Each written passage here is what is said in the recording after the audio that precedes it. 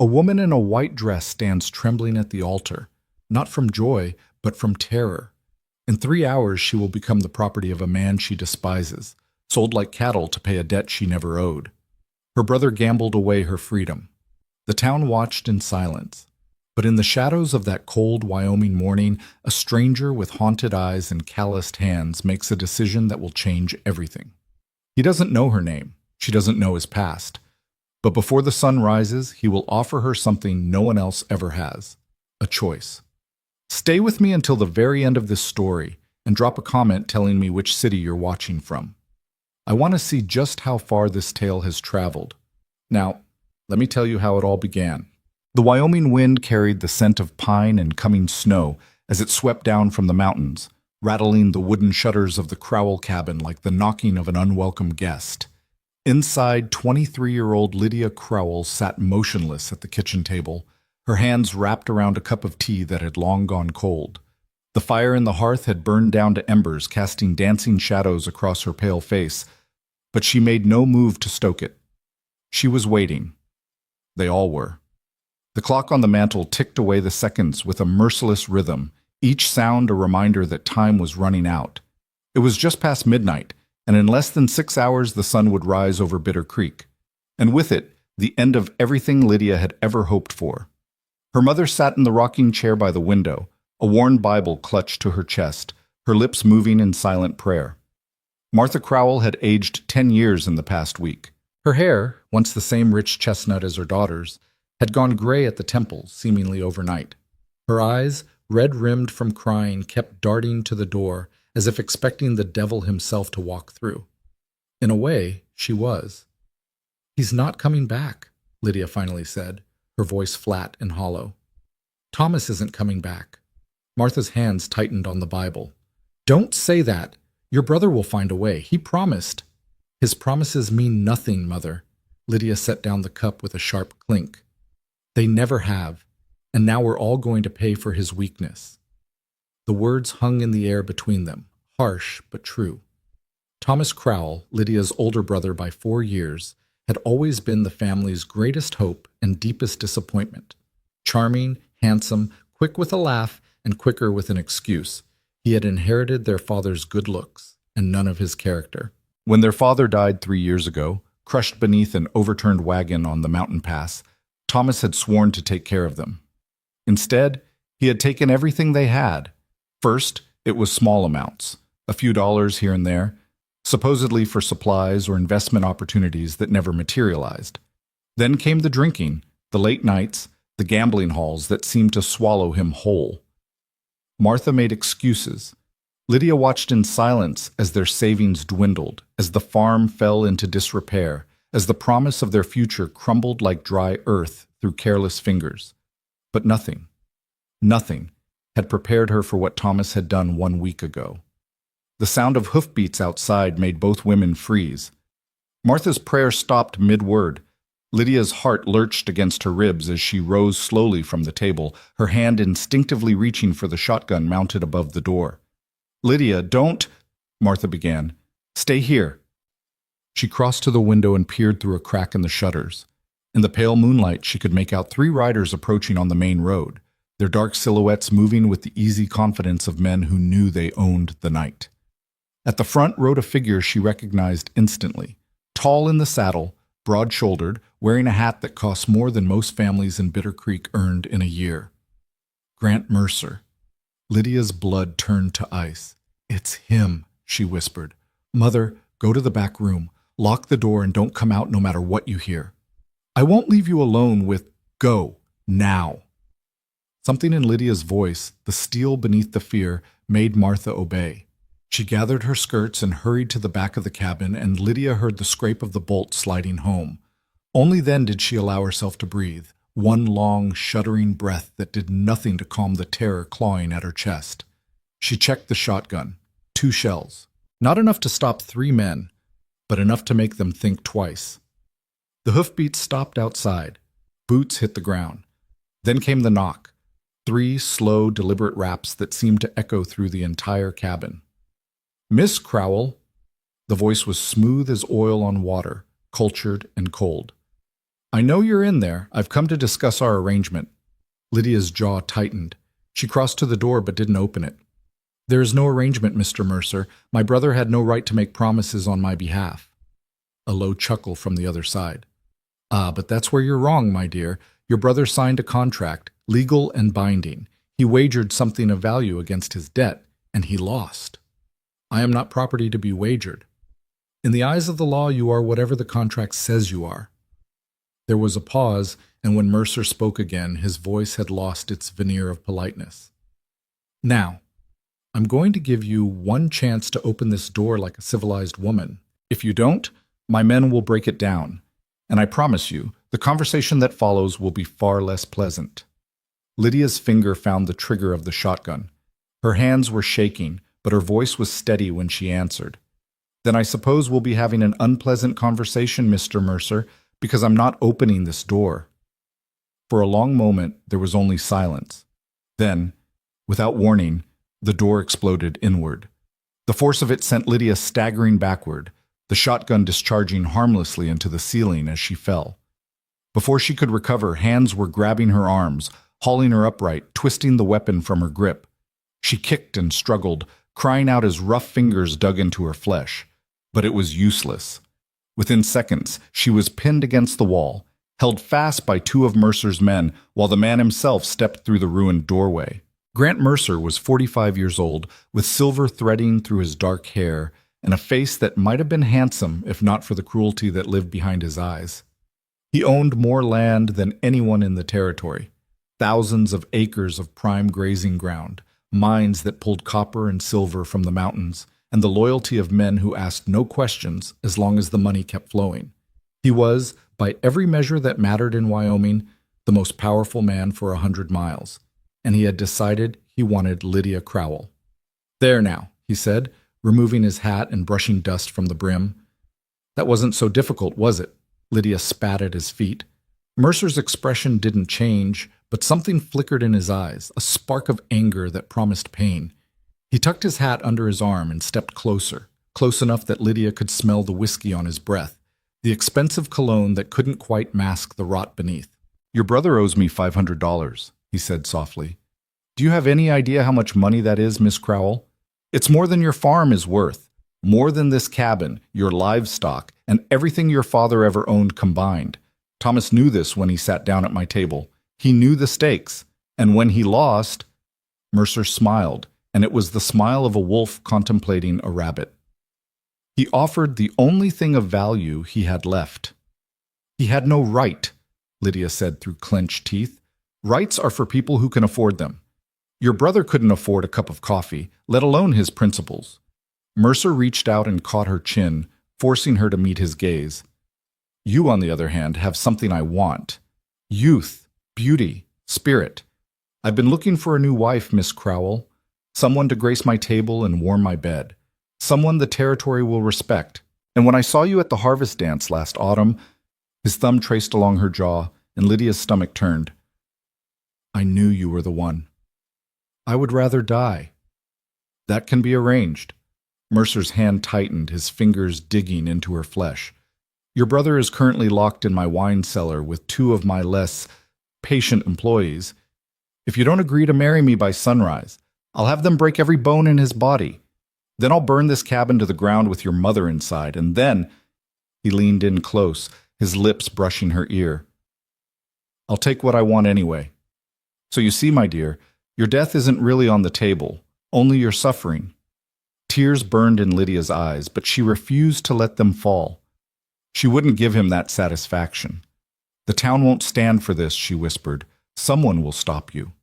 Mercer laughed, a genuine, delighted sound that was somehow worse than his threats. "The town? Miss Crowell, I own the town. I own the sheriff, the judge, half the businesses on Main Street, and the other half owe me favors. Who do you think is going to stop me? The Reverend? He's been accepting donations from me for years. The doctor? His clinic runs on my goodwill. No, my dear." He released her chin and stepped back, adjusting his coat. "There's no one coming to save you. There never was." He turned to his men. "Keep her here. Watch the mother. I'll return at dawn with the judge, and we'll make this official." To Lydia, he added, "I'd suggest you get some rest. Tomorrow is going to be a very long day." And with that, he walked out into the night, leaving Lydia in the grip of his men and the ruins of her hope. Across town, in the back corner of the Rusty Spur Saloon, a man named Alden Price nursed a glass of whiskey and tried not to think about the past. He was 31 years old, with broad shoulders, sun-darkened skin, and hands that bore the calluses of honest work. His hair was dark and a little too long, curling at the collar of his worn leather jacket, and his eyes, gray as storm clouds over the prairie, held the distant look of someone who had seen too much and couldn't forget any of it. Alden had ridden into Bitter Creek 3 days ago, looking for nothing more than supplies and a night or two in a real bed before continuing north to the ranch he'd purchased sight unseen from a widow in Cheyenne. He hadn't planned on staying. He hadn't planned on getting involved in local affairs. He was done with involvement, done with caring about strangers, done with the weight of other people's problems pressing down on his conscience like a millstone around his neck. And yet here he sat, unable to leave, because he'd overheard something in this very saloon 2 nights ago that he couldn't get out of his head. A group of Mercer's men had been drinking at the bar, loud and loose-tongued with liquor. They'd been laughing about the Crowell girl, how Mercer was going to collect her, how her fool brother had practically gift-wrapped her, how she'd fight at first, but they all did, didn't they? And wasn't that half the fun? Alden had gripped his glass so hard it cracked. He didn't know Lydia Crowell, had never laid eyes on her, but he knew her story, or stories like it, with a familiarity that burned like acid in his gut. His own sister Eleanor had been 17 when a man with too much power and too little conscience had decided he wanted her. Alden had been away, fighting in a war that would leave him with scars both visible and invisible, and by the time he came home, Eleanor was gone, buried in the churchyard behind their parents' farmhouse, dead by her own hand rather than submit to a fate she couldn't escape. That had been 6 years ago. Alden had spent every day since trying to outrun the guilt, and failing. Now here he was, in another town, facing another story with the same terrible shape, and every instinct screamed at him to get on his horse and ride. It wasn't his fight. It wasn't his problem. He couldn't save everyone. He couldn't even save the people who mattered, but the face of his sister, pale and still in her pine box coffin, wouldn't let him go. Another? The bartender, a heavy-set man with a waxed mustache, appeared at Alden's elbow. "No." Alden set down his glass and reached for his hat. "I'm done." He pushed back from the table and made his way to the door, stepping out into the cold night air. The street was mostly empty at this hour, just a few horses tied at the rails and the distant sound of piano music from the hotel. Alden stood on the wooden sidewalk for a long moment, breathing deep, trying to quiet the war in his chest. "Walk away," said the voice of reason. "This isn't your fight." But another voice, older, deeper, tied to something fundamental in his soul, answered back. "If not yours, then whose?" He was still standing there, paralyzed by indecision, when he saw the riders coming down Main Street. 3 of them, moving fast, their horses' hooves kicking up clouds of dust in the moonlight. At the front rode Grant Mercer himself, and even at a distance Alden could see the satisfaction on his face, the look of a man who had just won a great victory. Alden stepped back into the shadows and watched them pass. And then, because he was either very brave or very stupid, or perhaps a little of both, he followed. Dawn came slowly to the Wyoming territory, the sky shifting from black to purple to the pale gold of a winter sunrise.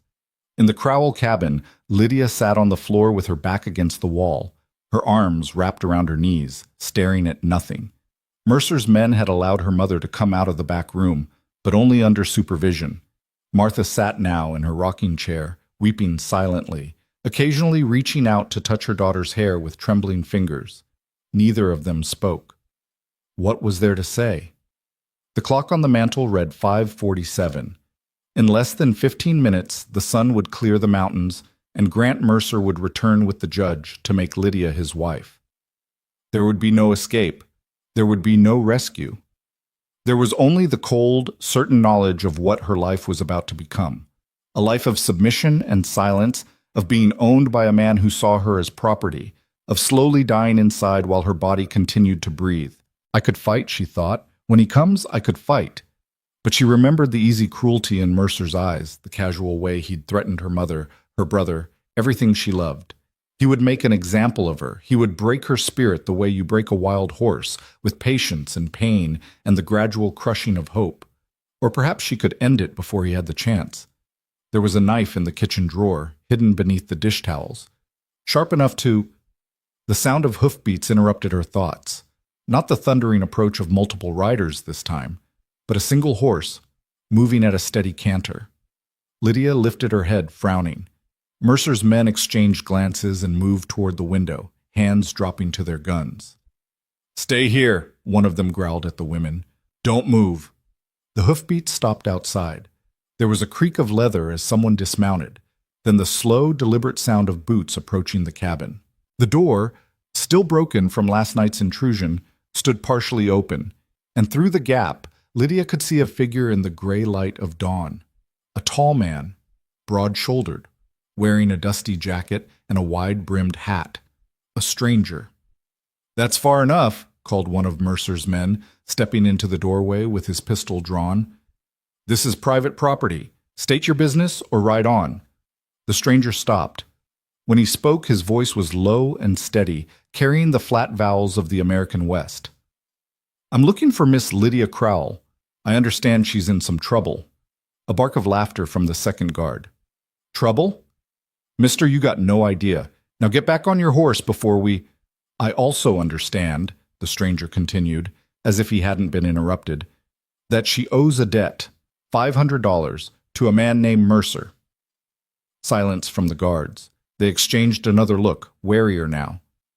"What's it to you?" the first one demanded. The stranger reached slowly into his jacket. Both guards tensed, fingers tightening on triggers, but all he produced was a leather pouch, heavy with coin. "I'm here to pay it," he said simply. "In full." Lydia's heart stopped.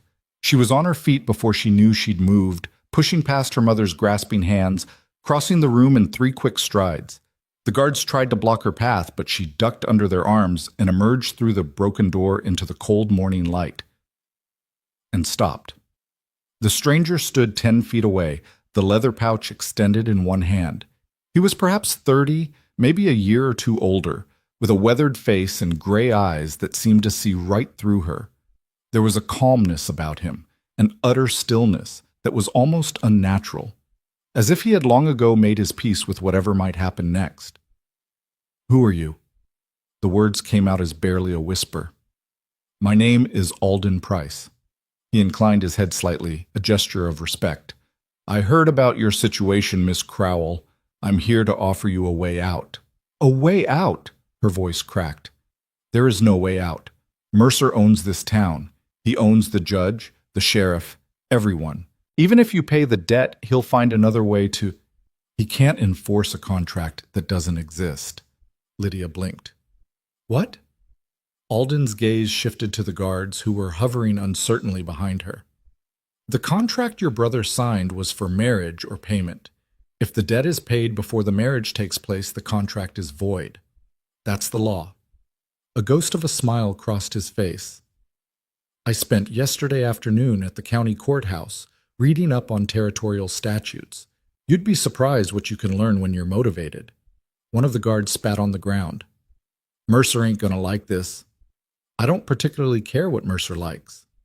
Alden's voice didn't change, but something in his eyes made both men take an involuntary step back. "The debt is $500. There's $600 in this pouch. The extra is for your trouble. Take it to your employer. Tell him the matter is settled, and tell him—" Now the steel in his voice was unmistakable. "That if he comes near Miss Crowell or her family again, he'll be settling more than debts." For a long moment, no one moved. Then the first guard snatched the pouch from Alden's hand, weighing it in his palm. He opened it, counted the coins, and nodded to his companion. Without another word, they mounted their horses and rode off toward town, leaving Lydia and Alden standing alone in the gray dawn light. Silence stretched between them, thick, uncertain, charged with something Lydia couldn't name. "I don't understand," she finally said. $600, that's a fortune. You don't know me. You don't owe me anything. Why would you—" "I had a sister." The words were quiet, almost too soft to hear. Had, Lydia repeated. Alden's jaw tightened. For a moment she saw something flicker behind those storm-gray eyes, pain, old and deep and never quite healed. Then it was gone, locked away behind a wall of careful composure. "She's gone," he said. 3 years now. A man like Mercer took an interest in her, and I wasn't there to stop him. By the time I came home, he trailed off, staring at some point past Lydia's shoulder. She was just a girl, 17 years old. She had her whole life ahead of her, and that man took it from her because he could, because no one stopped him. Lydia's throat tightened. "I'm sorry." "Don't be sorry." Alden's gaze refocused on her face. "Just understand that I'm not going to stand by and watch it happen again, not if I can help it." "But the money came from a farm I sold 2 years ago, my parents' place back east. I've been carrying it around ever since, looking for a reason to spend it." A wry twist of his mouth. "I'd say preventing a woman from being sold into marriage qualifies." Lydia opened her mouth to argue, to ask 1,000 more questions, but before she could speak, the sound of hoofbeats thundered in the distance. She turned, her blood running cold, and saw a group of riders cresting the hill to the west. At their head, his face twisted with fury, rode Grant Mercer. "Get inside!" Alden's hand was suddenly on her arm, not rough but firm, guiding her back toward the cabin. "Tell your mother to lock herself in the back room. Get the shotgun if you have it, and stay away from the windows." "What are you going to do?" "Buy you some time."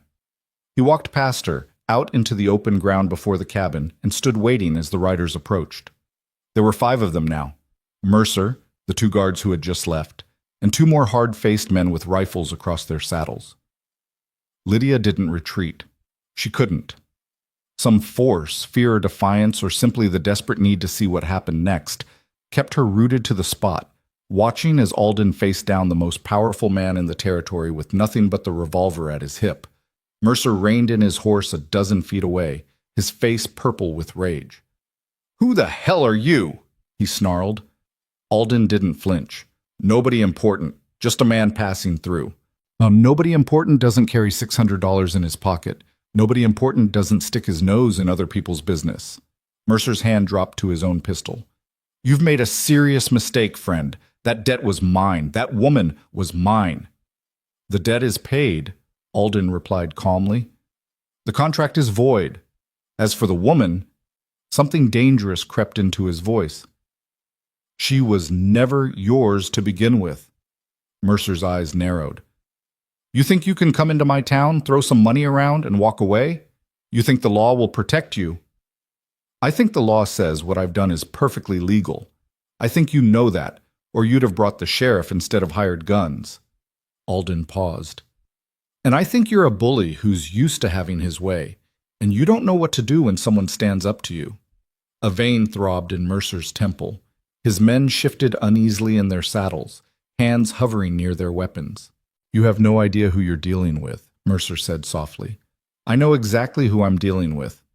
Alden took a single step forward, not aggressive, just solid, unmovable. A man who preys on the weak. A man who uses money and fear to take what he wants. A man who has probably never faced real consequences in his entire miserable life. He paused, letting the words sink in. "I've faced men like you before, Mr. Mercer. On battlefields, in prison camps, in the darkest corners of the world you've never even imagined. They all had the same look in their eyes, that certainty that they could do whatever they wanted and no one would stop them." Alden's voice dropped, barely above a whisper. "They were wrong." For a long, terrible moment, Lydia was certain that guns would be drawn and blood would be spilled in the dirt before her cabin. She could see the calculation in Mercer's eyes, weighing his odds, measuring the cost of violence against the humiliation of retreat. Then one of his men leaned close and muttered something in his ear. Mercer's face went through a rapid series of expressions, fury, frustration, calculation, before finally settling into a cold, controlled mask. "This isn't over," he said quietly. "Not by a long shot." He wheeled his horse around and kicked it into a gallop, his men following close behind. Within moments, they had disappeared over the rise, swallowed by the dust and the morning light. Lydia released a breath she hadn't known she was holding. "He'll be back," she said. "I know." Alden turned to face her, and for the first time she saw the tension in his shoulders, the slight tremor in his hands. He wasn't as calm as he appeared. He was just very, very good at hiding it.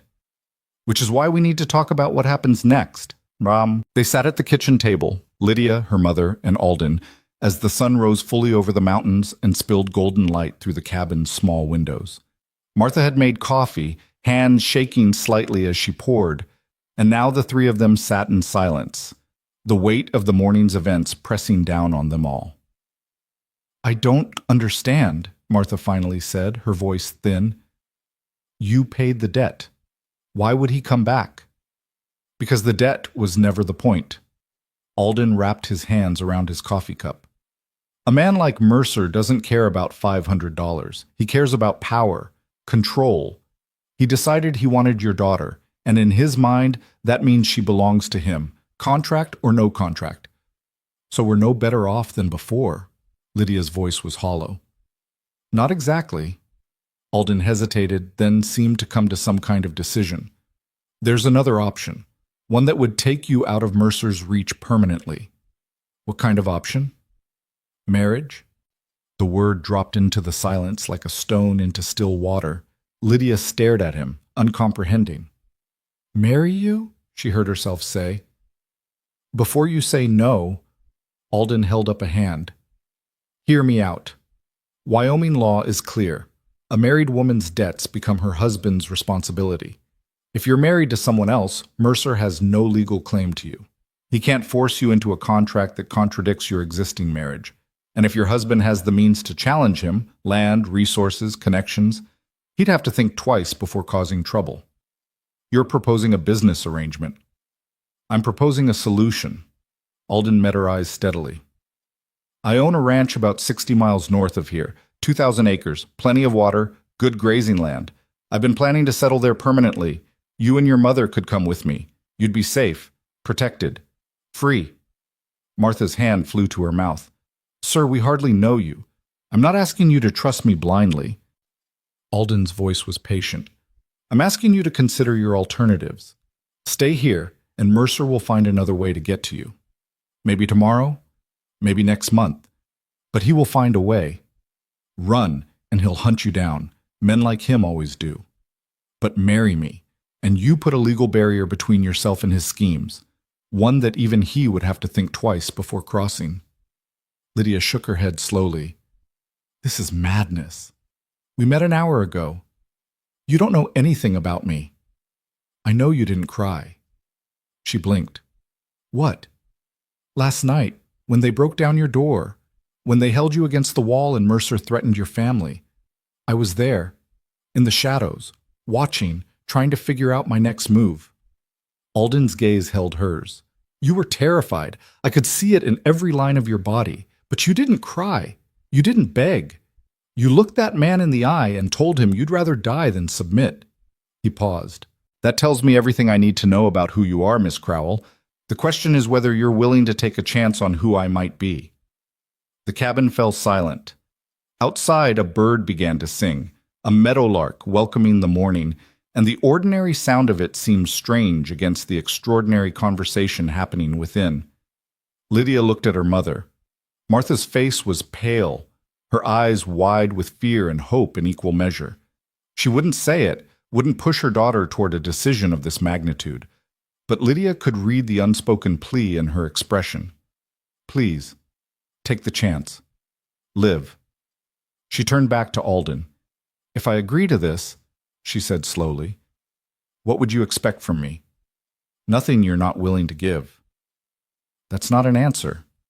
A faint smile crossed his weathered face.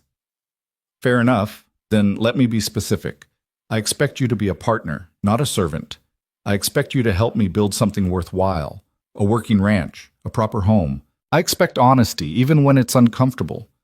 And I expect that if, at the end of 1 year, you decide this isn't what you want," he took a breath, "I'll grant you a divorce, no questions asked. You'll be free to go wherever you please." 1 year? 1 year, that's all I'm asking for. 12 months to prove that I can be the man you deserve, that this arrangement can become something real. If it doesn't, he shrugged, then at least you'll have had time to figure out your next steps, far away from Grant Mercer and his reach. It was insane, completely, utterly insane. Marrying a stranger to escape another stranger, trading one unknown for another and hoping, praying that she hadn't made a terrible mistake. And yet when Lydia looked into Alden Price's gray eyes, she saw something she hadn't seen in any man for a very long time. Respect. Not desire, though perhaps that lurked somewhere beneath the surface. Not possession, not calculation, not the hungry assessment of a man sizing up his property. Just a steady, quiet regard. The look of someone who saw her as a human being first and a woman second. It wasn't love. It wasn't trust. But it was a foundation, and in the desert of her current circumstances, even a foundation felt like a gift. When would this happen, she asked. Today. If you're willing, the sooner we're married, the sooner Mercer loses his leverage. Judge Harrison in Bitter Creek may be in Mercer's pocket, but there's another judge in Willow Springs, 20 miles east. If we leave now, we can be there by midday. Lydia closed her eyes. Her whole body felt like it was vibrating, caught between terror and hope, between the life she had known and the complete unknown that stretched out before her. 1 year. 12 months to learn who this man really was. 12 months to build something or discover that she had made the worst mistake of her life. When she opened her eyes, her voice was steady. Then I suppose we'd better get started. Sam. They left within the hour.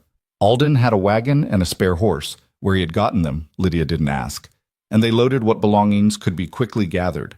Clothing, her mother's Bible, a few precious family photographs, the kitchen tools that had belonged to her grandmother. Everything else, the cabin, the struggling farm, the graves of her father and grandparents and the small plot behind the barn, would have to be left behind. It hurt more than Lydia had expected. This was her home, the only one she had ever known. Every tree, every fence post, every creak of the floorboards held memories of her childhood, her father's laughter, her mother's songs. And now she was abandoning it all. For what? For the promise of a stranger and the hope that he meant what he said? But when she looked back at the cabin from the seat of the wagon, she didn't see the home she loved. She saw the broken door, the marks where Mercer's men had pinned her to the wall, the shadow of a life that would have been nothing but suffering and submission. She turned away and didn't look back again. The road to Willow Springs wound through rolling hills covered with sagebrush and scattered pine, the landscape opening up around them until they seemed to be the only people in the world. Alden drove the wagon in comfortable silence, handling the horses with the easy competence of someone who had spent most of his life outdoors.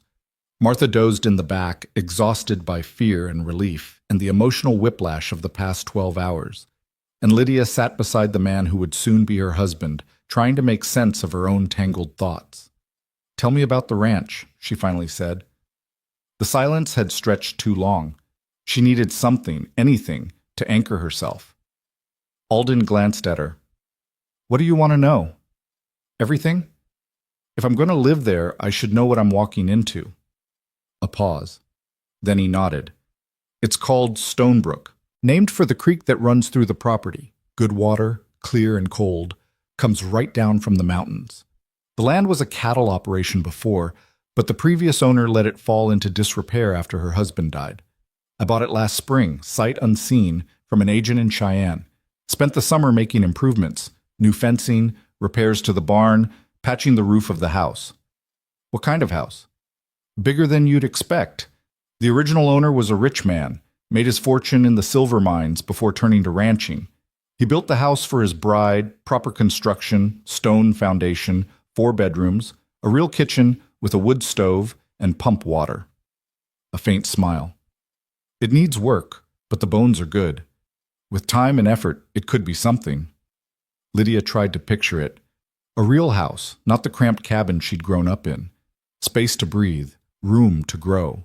"And you've been living there alone?" "Just me and a half-wild dog I found wandering the property. Called him Ghost." The smile widened slightly. "He doesn't trust anyone. Reminds me of myself." She found herself almost laughing, a rusty, unpracticed sound. "Is that a warning?" "Just an observation." Alden's eyes crinkled at the corners. I should warn you, Miss Crowell. Lydia, if we're going to be married, you should call me by my name. Lydia, then.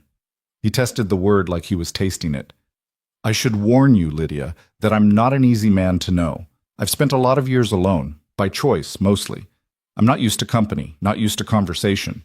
If I seem distant sometimes, it's not because of anything you've done. It's just how I am. I'm not expecting romance. She said it flatly, the words a shield against foolish hope. This is an arrangement, a partnership. You've been very clear about that. I have. He was quiet for a moment. But I want you to know I'm not incapable of feeling. I'm just out of practice. And if there's ever a chance that this arrangement could become something more... He hesitated as if searching for words. I wouldn't be opposed to exploring that possibility. When the time is right. If it ever is. Lydia didn't know how to respond to that, so she simply nodded, filed his words away in a corner of her heart, and watched the endless Wyoming prairie roll past them. They reached Willow Springs just before noon. It was a larger town than Bitter Creek, with a proper main street, a 3-story hotel, and a courthouse built of red brick that gleamed in the autumn sunlight. Alden pulled the wagon up in front of the courthouse, helped the women down, and led them inside with the calm assurance of a man who knew exactly what he was doing. The judge was a small, bespectacled man named Morrison, with a fringe of white hair around his bald head and ink stains on his fingers. He listened to Alden's explanation without visible reaction, examined the documents Alden produced, a property deed, a letter of credit from a bank in Denver, a handwritten affidavit explaining the circumstances, and then turned his sharp gaze on Lydia. Is this what you want, Miss Crowell? She felt the weight of the question pressing down on her. Was it what she wanted? No, she wanted her father back. She wanted her brother to be the man he should have been. She wanted a world where women weren't bartered like livestock and men like Mercer didn't exist. But that wasn't the world she lived in.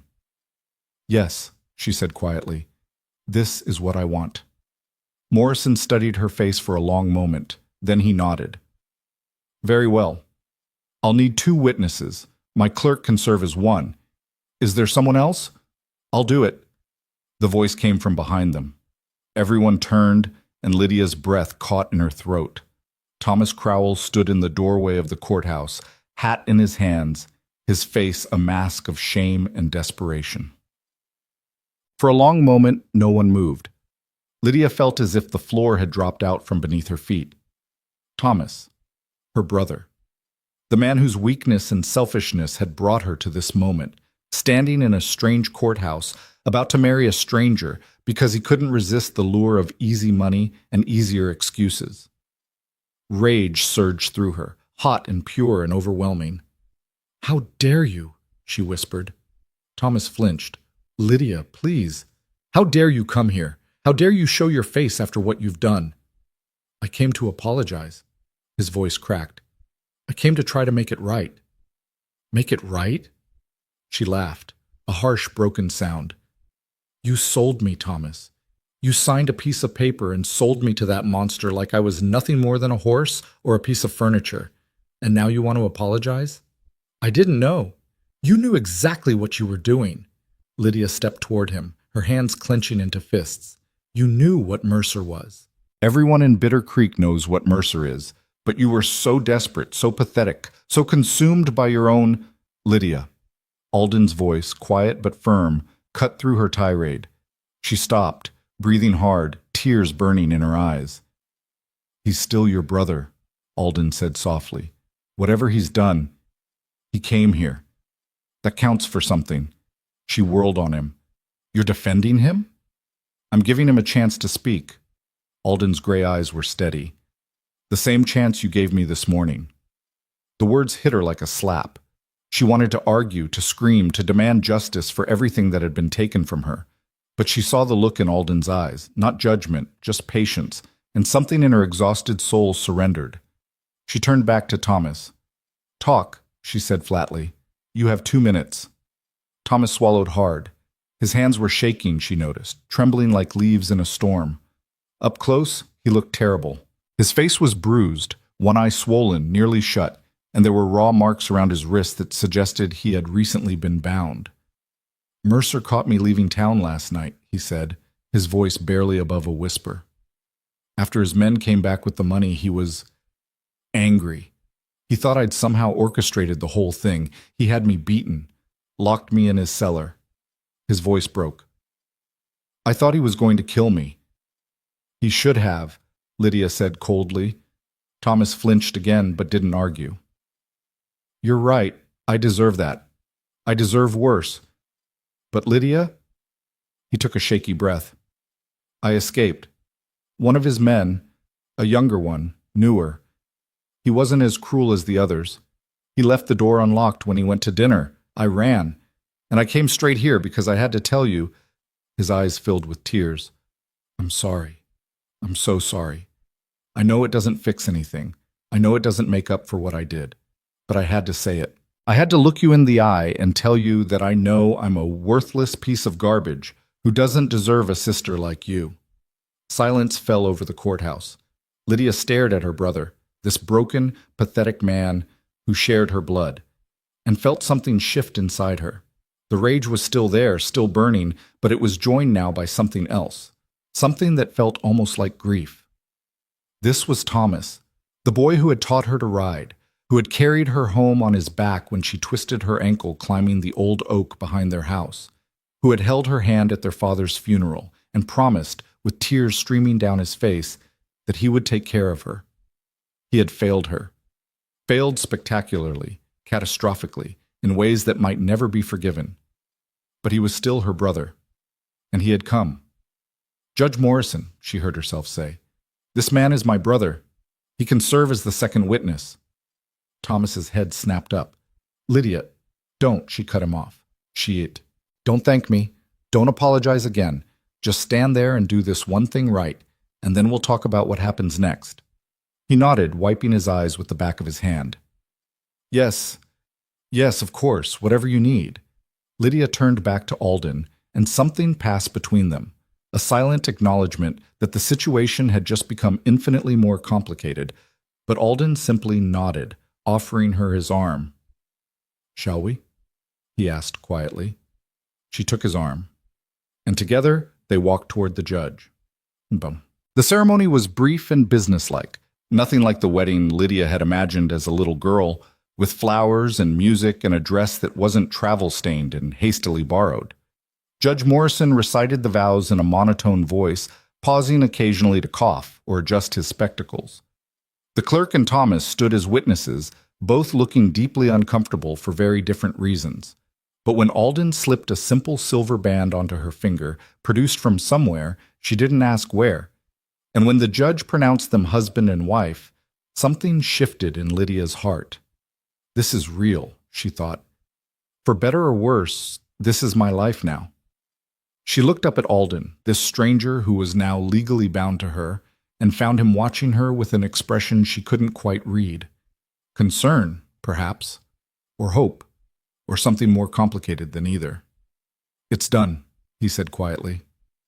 It's done, she agreed, and for the first time in what felt like years, Lydia Price, no longer Crowell, never again to be Mercer, allowed herself to believe that maybe, just maybe, things might be all right.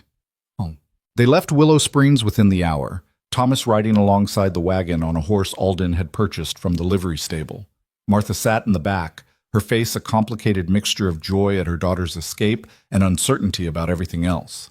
And Lydia sat beside her new husband, watching the road unroll before them, trying to imagine the life that waited at its end. The journey to Stonebrook Ranch would take 2 days. 2 days to learn who Alden Price really was. 2 days to begin building something from the ashes of the life she had left behind. As the wagon rolled north and the sun began its slow descent toward the mountains, Lydia felt a strange sensation settling over her, something she had almost forgotten how to feel. Hope. It was fragile, uncertain, easily shattered, but it was there. And for now, that was enough. The wagon wheels creaked and groaned as they climbed the final ridge, and when they crested the top, Lydia saw Stonebrook Ranch for the first time. The valley spread out below them like something from a dream, green and gold in the late afternoon light, bisected by a silver ribbon of water that wound through meadows dotted with wildflowers. Mountains rose on 3 sides, their peaks already touched with early snow, and at the center of it all sat a house that made Lydia catch her breath. It was larger than Alden had described. 2 stories of solid timber and stone, with a wide porch that wrapped around the front and windows that caught the setting sun like mirrors. A red barn stood nearby, freshly painted from the look of it, and beyond that stretched miles of fencing that marked the boundaries of the property. "Welcome home," Alden said quietly. Lydia couldn't speak. Home. The word felt foreign in her mouth, too large and too fragile to say aloud. For so long, home had meant the cramped cabin in Bitter Creek, the constant worry about money, the shadow of her brother's failures hanging over everything. This vast, beautiful place, seemed to belong to a different world entirely. Martha leaned forward in the wagon bed, her eyes wide. "Lord have mercy, you never said it was this beautiful. I wanted you to see it for yourselves." Alden clicked his tongue at the horses, urging them down the gentle slope toward the valley floor. "The previous owner's wife planted those flower beds along the front. They've gone a bit wild, but they still bloom every spring. And the creek, you can hear it from the porch at night, like music." Thomas rode silently beside them, his bruised face unreadable. He hadn't spoken much since leaving Willow Springs, and Lydia was grateful for the silence. She wasn't ready to have the conversation that needed to happen, the reckoning that awaited them both once the dust of travel had settled. As they approached the house, a shape detached itself from the shadows of the porch and came bounding toward them. Lydia tensed, her hand instinctively reaching for the side of the wagon, but Alden just laughed, a low, warm sound she hadn't heard from him before. "That's Ghost," he said. "The dog I mentioned. Don't worry, he's more scared of you than you are of him." The animal stopped a few feet from the wagon, hackles raised, a low growl rumbling in his chest. He was a strange-looking creature, part shepherd, part something wilder, with one blue eye and one brown, and a coat of mottled gray that explained his name. "Ghost," Alden called softly. "It's all right. These are friends." The dog's ears perked forward. He crept closer, nose twitching, and after a moment of careful inspection, his tail began to wag, tentatively at first, then with increasing enthusiasm. "Well, I'll be," Martha murmured. "He does know you. We've spent a lot of long nights together."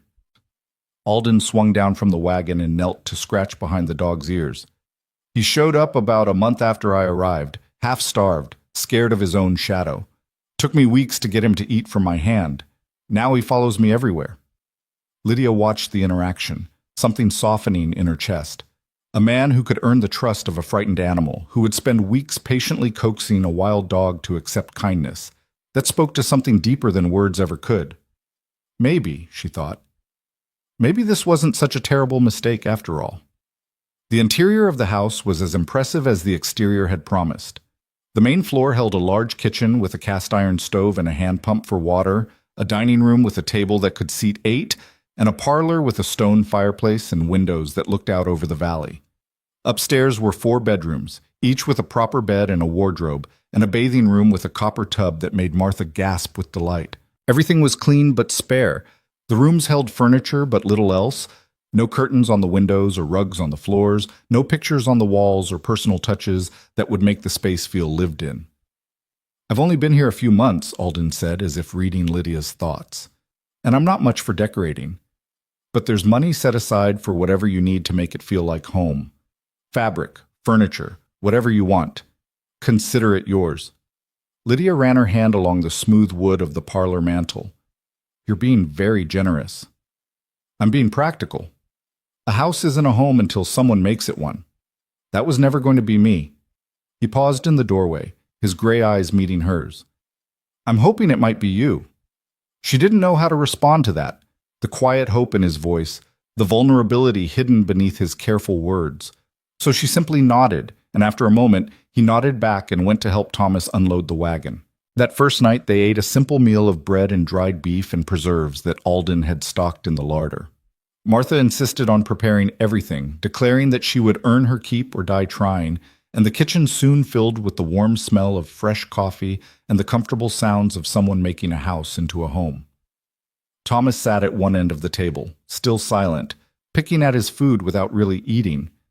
Alden sat at the other end, answering Martha's endless questions about the property with patient thoroughness, and Lydia sat in the middle, watching them all, trying to understand how her life had changed so completely in the span of a single day. After dinner, Alden excused himself to check on the horses, and Martha announced that she was exhausted and would be retiring early. That left Lydia and Thomas alone in the parlor, the fire crackling between them, the weight of everything unsaid filling the room like smoke. "I know you hate me," Thomas said finally. Lydia stared into the flames. "I don't hate you." "You should." "Maybe."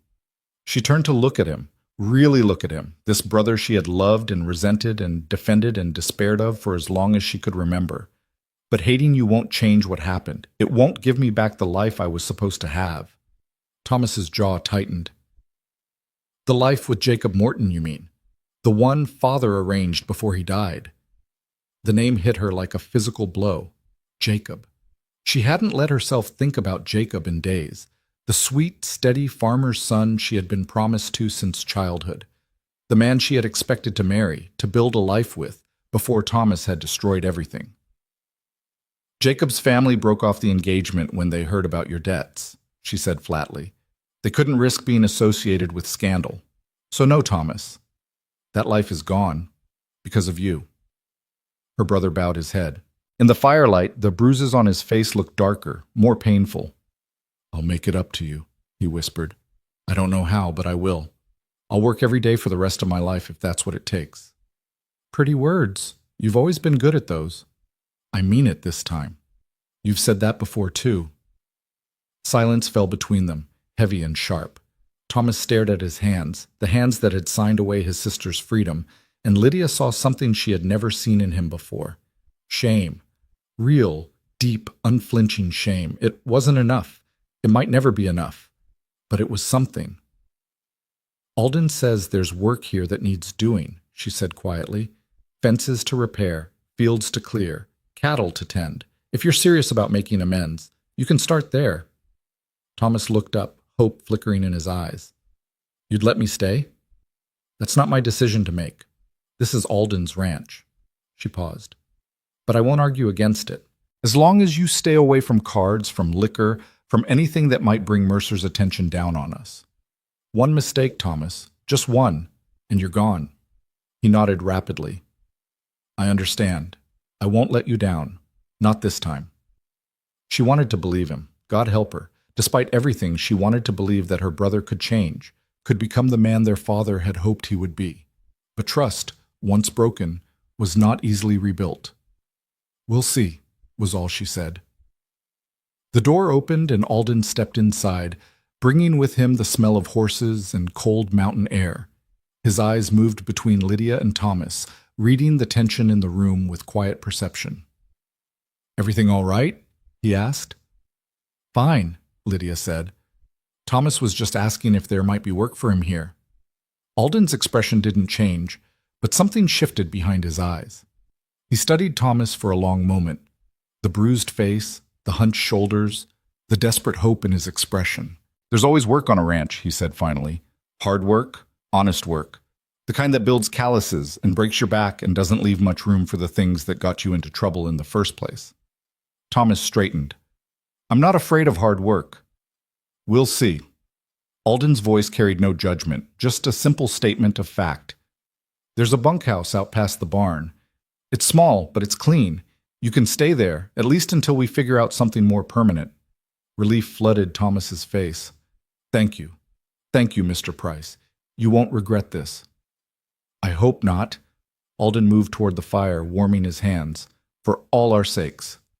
After Thomas had gone to find his quarters, Alden turned to Lydia with a questioning look. "Are you sure about this?" She sighed. "No, I'm not sure about anything right now. But he's my brother. And despite everything—" She trailed off, unable to finish the thought. "Despite everything, you still love him." The words were gentle, free of accusation. "Is that foolish?" she asked. Alden shook his head slowly.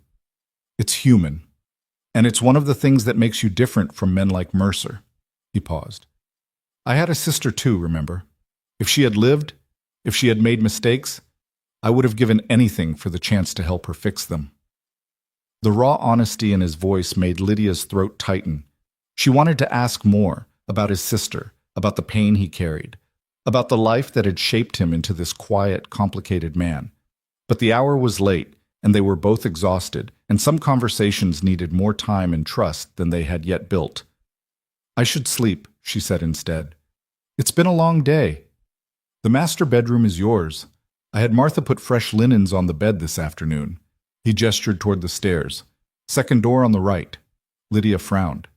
"Where will you sleep?" "There's a settee in my study. I've slept on worse." "Alden." She said his name without thinking, the familiarity of it surprising them both. "This is your house, your bed. I can't ask you to—" "You're not asking, I'm offering." His gray eyes met hers with quiet firmness. "I told you before, Lydia.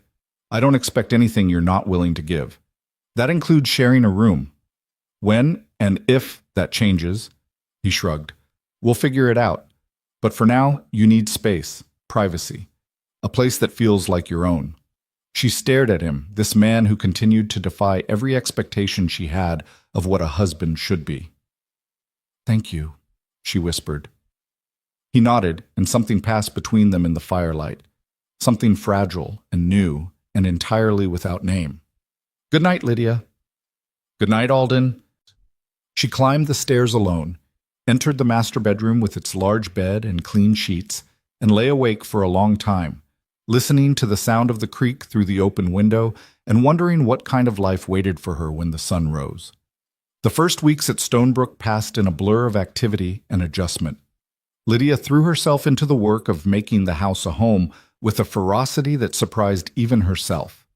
She scrubbed floors and washed windows and hung curtains made from fabric she found in the general store in the nearest town, a small settlement called Cedar Falls about 10 miles south. She planted a kitchen garden behind the house, coaxed the overgrown flower beds back to life, and learned the rhythms of the ranch: when to wake, when to eat, when the chores needed doing, and in what order. Martha proved to be an invaluable ally. The older woman took charge of the kitchen with quiet authority, transforming Alden's bachelor pantry of dried goods and canned provisions into something approaching actual meals. Her biscuits became legendary among the small crew of ranch hands Alden had hired, and more than once Lydia caught Ghost lurking near the back door, waiting for scraps. And Thomas worked. It shocked her, truthfully. She had expected him to find excuses, to slack off when no one was watching, to fall back into the patterns that had defined his adult life. But every morning he was up before dawn, helping the hands with whatever needed doing. He mended fences and mucked stalls and hauled water and did 100 other tasks that left him exhausted and filthy by the end of each day. He didn't complain. Not once. Alden noticed. He didn't say anything directly, but Lydia saw the way his attitude toward Thomas gradually shifted, from wariness to cautious acceptance to something approaching respect. After 2 weeks, he started giving Thomas more responsibility. After a month, he was trusting him to supervise tasks on his own. It wasn't forgiveness. That would take much longer, if it ever came at all. But it was progress. As for Lydia and Alden themselves, they danced around each other like two people learning a new language, careful, deliberate, occasionally stumbling over words they didn't know how to say. He was true to his word about sleeping separately. Every night he retreated to his study with its narrow settee, and every morning he emerged looking slightly stiff but never complaining. Lydia offered more than once to find another arrangement, but he always declined. "It's fine," he would say. "I've slept in worse places." She learned, bit by bit, what those places had been. The war came up first, mentioned casually one evening over dinner, something about the cavalry unit he had served with. Then came other fragments. A prison camp in Georgia where he had spent 6 months. A field hospital where he had watched friends die. A homecoming to find his parents' farm abandoned and his sister's grave freshly dug. He didn't tell these stories for sympathy. He told them the way you might describe the weather, as facts, neither good nor bad, simply part of the landscape of his life. But Lydia heard the pain beneath the words, saw the shadows that crossed his face when certain memories surfaced. She shared her own stories in return. Her father's death, her mother's grief, the slow realization that Thomas would never be the man he was supposed to be, the engagement to Jacob Morton that had felt like security rather than love, and the strange relief she had felt when it ended, guilt-tinged but undeniable. "I was supposed to want that life," she admitted one evening, sitting on the porch as the sun set behind the mountains. "A farmer's wife. Children. Church on Sundays and quilting bees and growing old in the same house where I was born. That's what good women want, isn't it?" Alden sat beside her, close enough that she could feel the warmth of his arm, not quite touching hers. "I don't know what good women want," he said, "but I know what you want." "Do you?"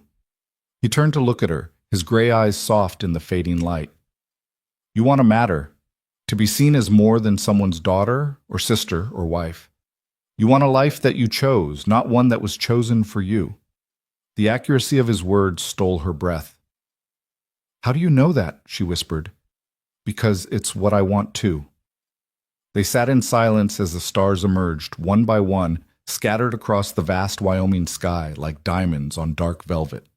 And for the first time since her father's death, Lydia felt something she had almost forgotten how to feel. Understood. Spring arrived slowly, the snow retreating up the mountains day by day, revealing meadows that burst into color almost overnight. The ranch came alive with activity. Calving season, Alden called it, the most demanding time of year when every hand was needed around the clock. Lydia found herself drawn into the work more deeply than she had expected. She learned to help with difficult births, to bottle feed orphaned calves, to recognize the signs of illness or distress in the herd. It was exhausting, messy, often heartbreaking work. They lost more calves that spring than Alden had hoped, but there was also joy in it. The first time she successfully helped deliver a calf on her own, she laughed out loud, covered in blood and fluid and happier than she could remember being in years. Alden found her there, kneeling in the straw, the newborn calf wobbling on unsteady legs beside her. "You're a natural," he said, leaning against the stall door with a smile that crinkled the corners of his eyes. "I'm a mess," she countered, but she was smiling too. "Same thing, on a ranch." He offered her his hand to help her up, and when their fingers touched, something electric passed between them. They both felt it. She saw it in the slight widening of his eyes, the way his breath caught, but neither of them pulled away. "Lydia," he said softly. "Yes?" For a long moment, he just looked at her. The barn was quiet around them, the calf making soft noises as it nuzzled its mother, the dust motes floating in the shafts of light from the high windows. "I'm glad you're here," he said finally. It wasn't a declaration of love. It wasn't even, really, a confession of feeling. But the way he said it, with such quiet sincerity, such genuine warmth, made Lydia's heart stutter in her chest. "I'm glad I'm here too," she whispered back. Summer brought heat and long days and the slow deepening of something neither of them had named.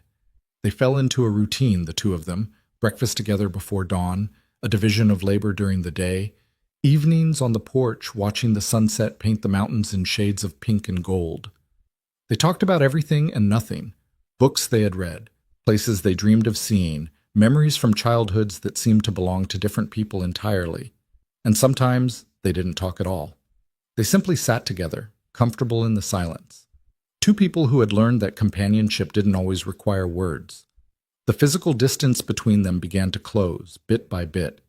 It started with small things, a hand on her shoulder as he passed, a brush of fingers when she handed him his coffee, the way he started sitting closer to her on the porch, their shoulders almost touching. Then came the moments that lingered, the time he caught her when she stumbled on a loose board, his arms around her waist, their faces suddenly inches apart. The evening she fell asleep by the fire and woke to find herself covered with his jacket, the wool still warm from his body. Lydia found herself watching him when she thought he wasn't looking. The way he moved, economical, purposeful, with a grace that seemed unconscious. The way he treated the animals, with firm gentleness and endless patience. The way his face transformed when he laughed, which was rare enough that each occurrence felt like a gift. She began to wonder what it would feel like to kiss him. The thought arrived one afternoon while she was hanging laundry, and it shocked her so much that she dropped the sheet she was holding.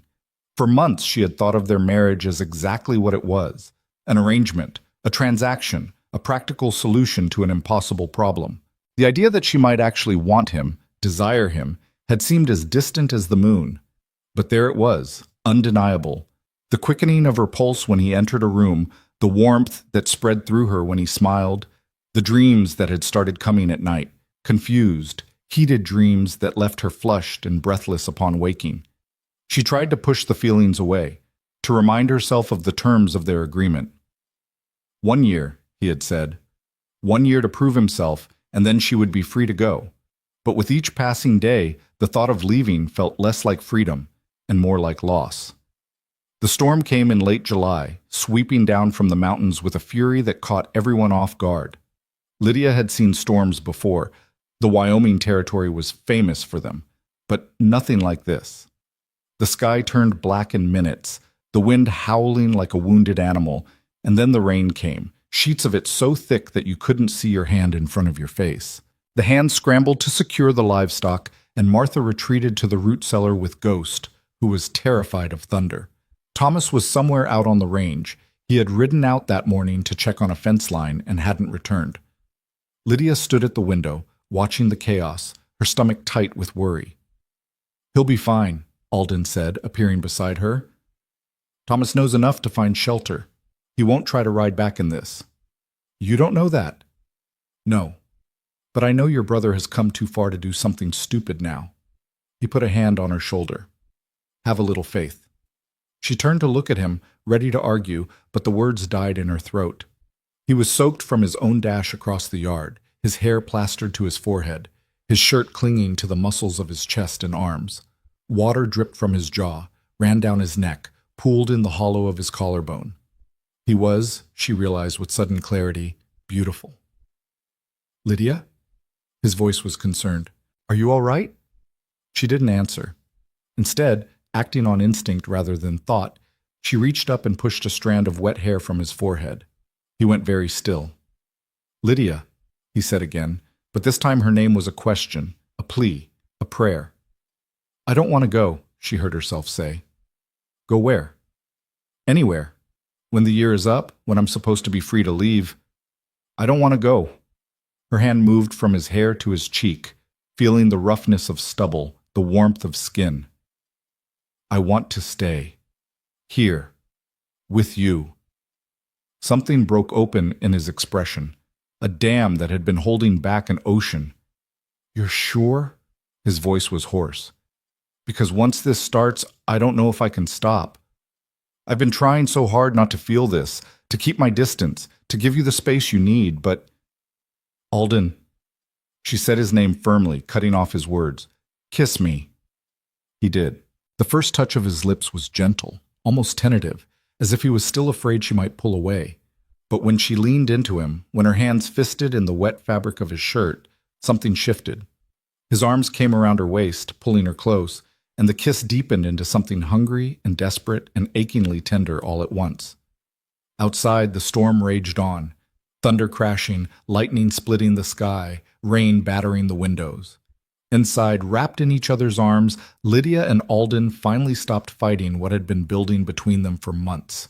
When they finally broke apart, both breathing hard, Alden pressed his forehead against hers.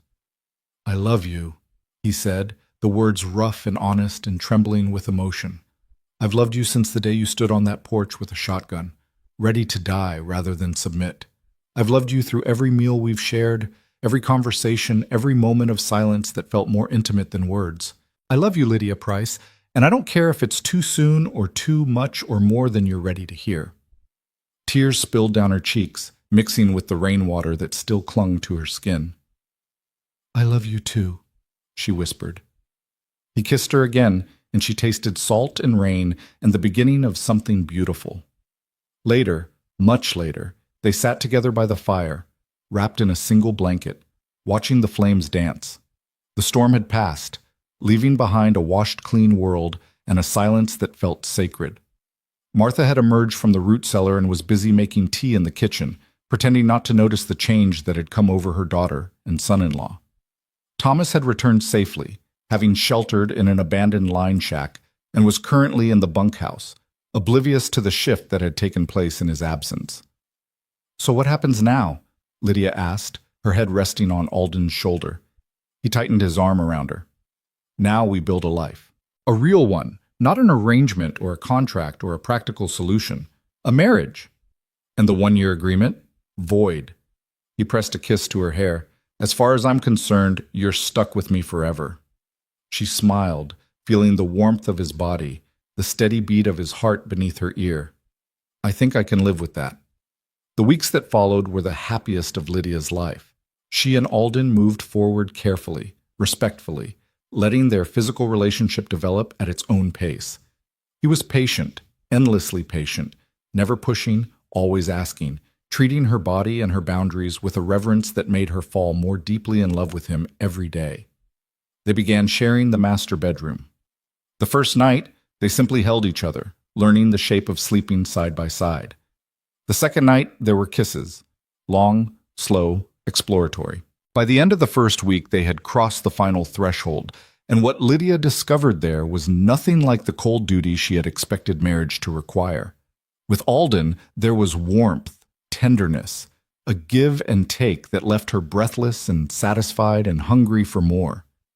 I didn't know it could be like this, she admitted one morning, lying tangled in the sheets with sunlight streaming through the window. Alden traced lazy patterns on her bare shoulder. Like what? Good, natural.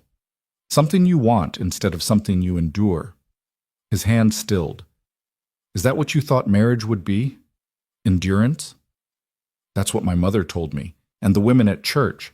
They said a wife's duty was to submit, to let her husband take what he needed and be grateful if he was gentle about it. She turned to face him. No one ever told me it could be a partnership, that both people could give and receive. Something fierce flickered in Alden's eyes. Those women were wrong, and any man who treats his wife as something to endure rather than cherish doesn't deserve the title of husband. She reached up and touched his face, marveling at the fact that this man, this kind, strong, complicated man, was hers. I'm glad I found you, she said softly. I'm glad I found you too. They might have stayed in bed all morning, but the ranch didn't run itself, and there was always work to be done. So they rose, dressed, and went out to face the day, together, as partners, as husband and wife in every sense that mattered. August brought the county fair in Cedar Falls, and Alden insisted that they all attend. You've barely left the ranch since you arrived, he pointed out. It's time you met the neighbors. Let them see who the new Mrs. Price is. Lydia was nervous. She had no idea what the local society would think of her, this woman who had appeared out of nowhere and married a man no one knew anything about. But Martha was delighted at the prospect, and even Thomas seemed cautiously excited. They drove into town in the wagon, all 4 of them, dressed in their best clothes. The fair was held in a meadow at the edge of Cedar Falls, and it seemed like the entire county had turned out. Farmers and ranchers, shopkeepers and their families, children running between the booths, the smell of roasting meat and fresh bread filling the air. People stared, of course. Lydia had expected that. But the stares were curious rather than hostile, and when Alden introduced her as his wife, she was met with smiles and handshakes and invitations to join quilting circles and church groups and all the other small rituals of frontier society. They like you, Alden murmured as they walked between the livestock pens, his hand warm at the small of her back. They don't know me. They know enough. They see a woman who stands tall, speaks clearly, and isn't afraid to get her hands dirty. That's all that matters out here. By the end of the day, Lydia had made more acquaintances than she could count. There was Sarah Bennett, the doctor's wife, who had a sharp wit and a sharper tongue. There was old Mrs. Halverson, who ran the general store and seemed to know everything about everyone. There was the young school teacher, Miss Emily Porter, who was barely 20 and already weary from the demands of educating a classroom of children ranging from 5 to 15.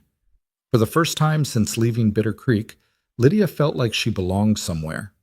The ride home was peaceful, the wagon rolling through the cooling evening air, the mountains silhouetted against a sky streaked with orange and purple. Martha dozed in the back, Thomas beside her, and Lydia sat close to Alden, their shoulders touching. Thank you, she said quietly. For today. For all of it. He took her hand in his. Thank me in 50 years when we're old and gray and sitting on that porch together. Is that what you want? 50 more years of this? He turned to look at her, his gray eyes soft with emotion. I want forever, he said simply.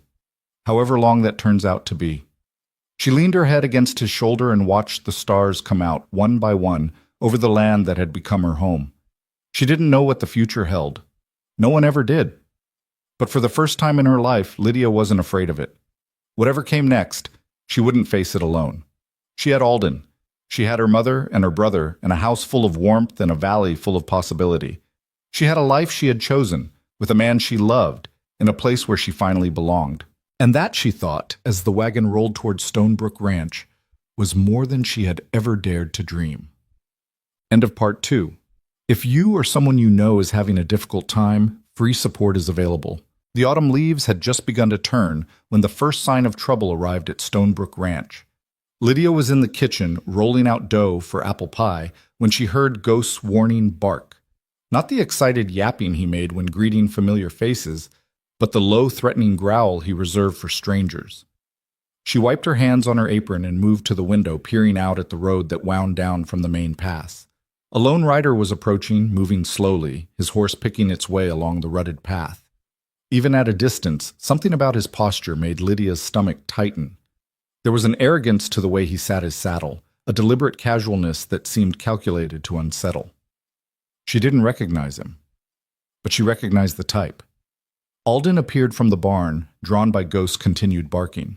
He stood in the yard with his arms crossed, watching the rider approach, and Lydia saw the tension in his shoulders, the way his hand drifted toward the revolver at his hip.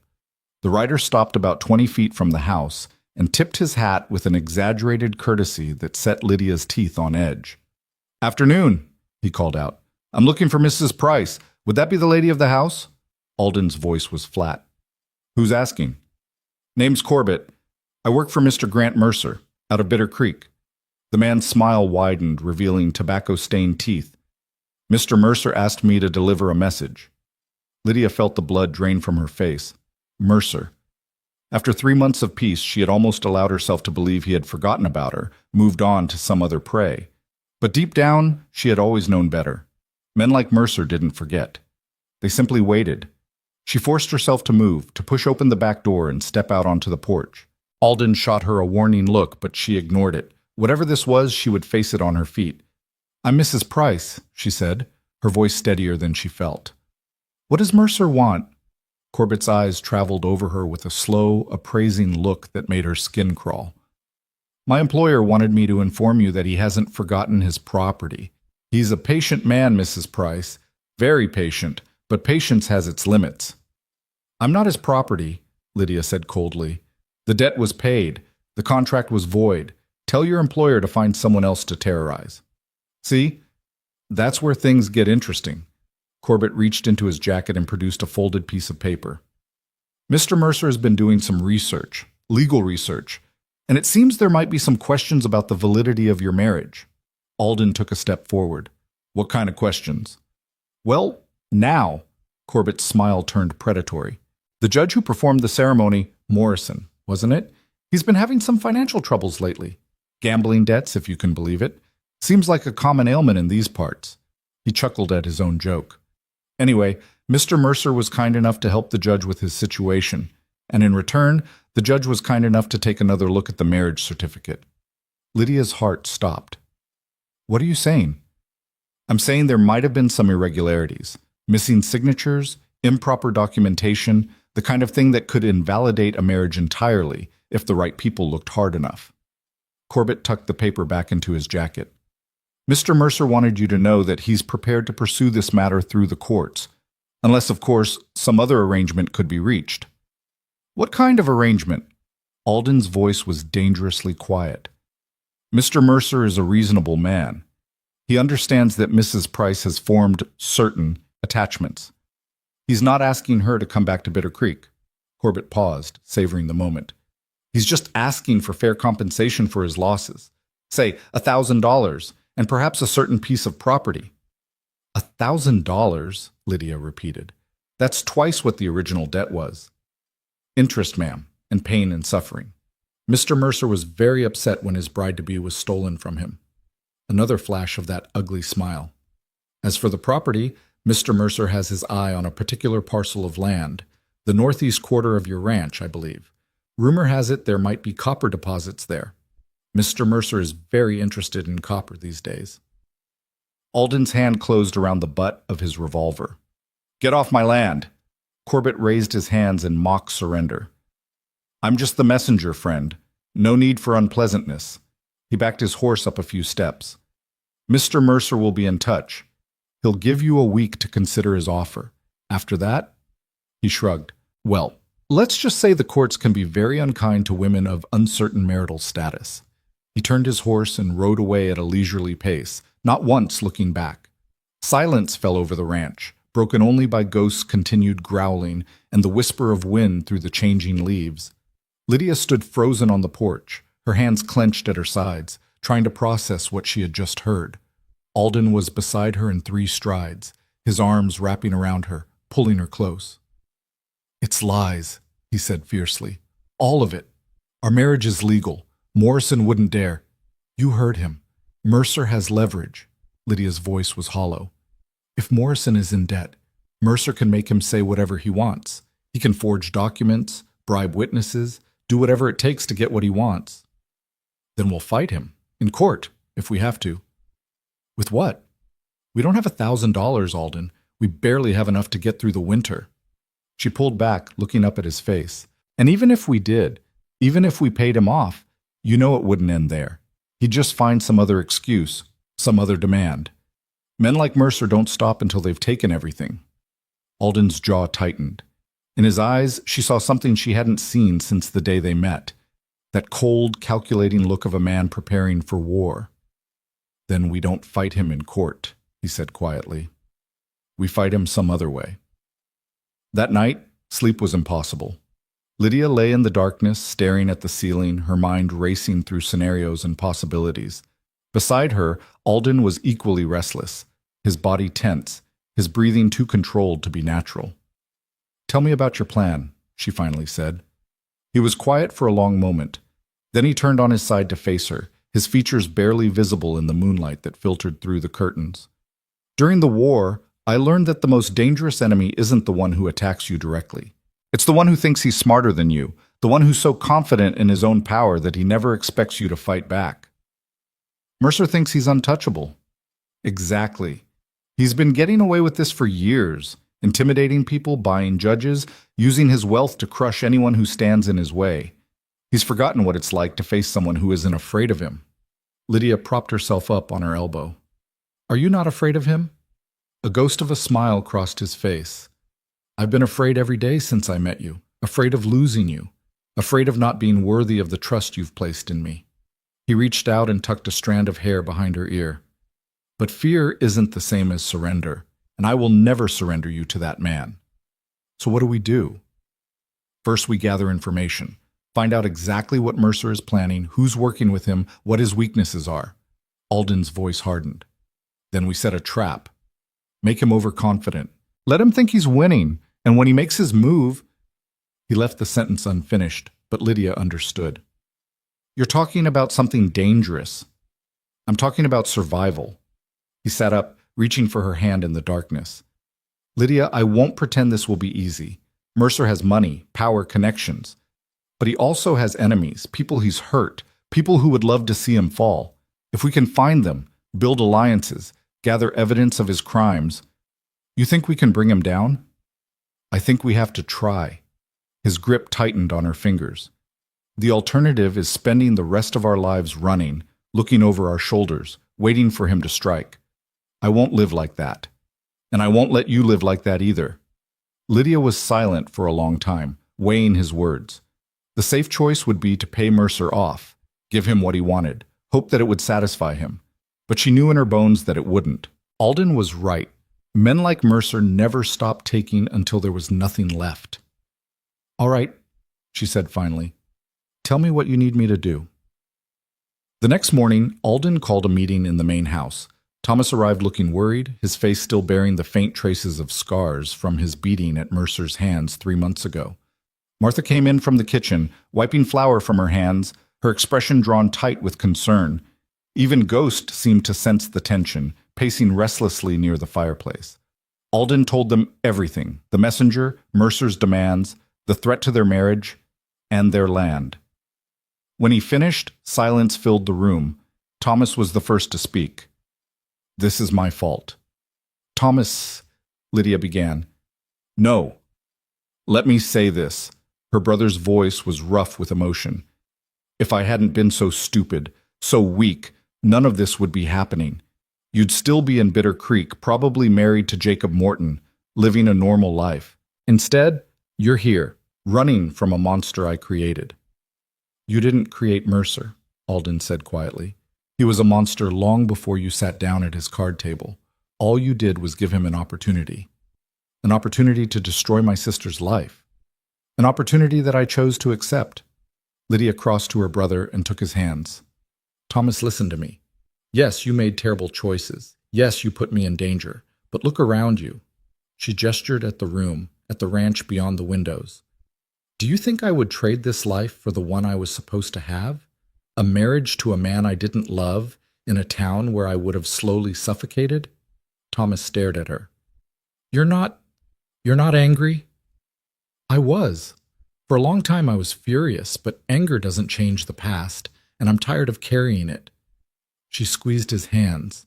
"What matters now is what we do next, and what we do next is fight." Martha spoke up from her corner. "How? We're just ranchers." "Mercer has an army." "Mercer has hired guns and bribed officials," Alden corrected. "That's not the same as loyalty.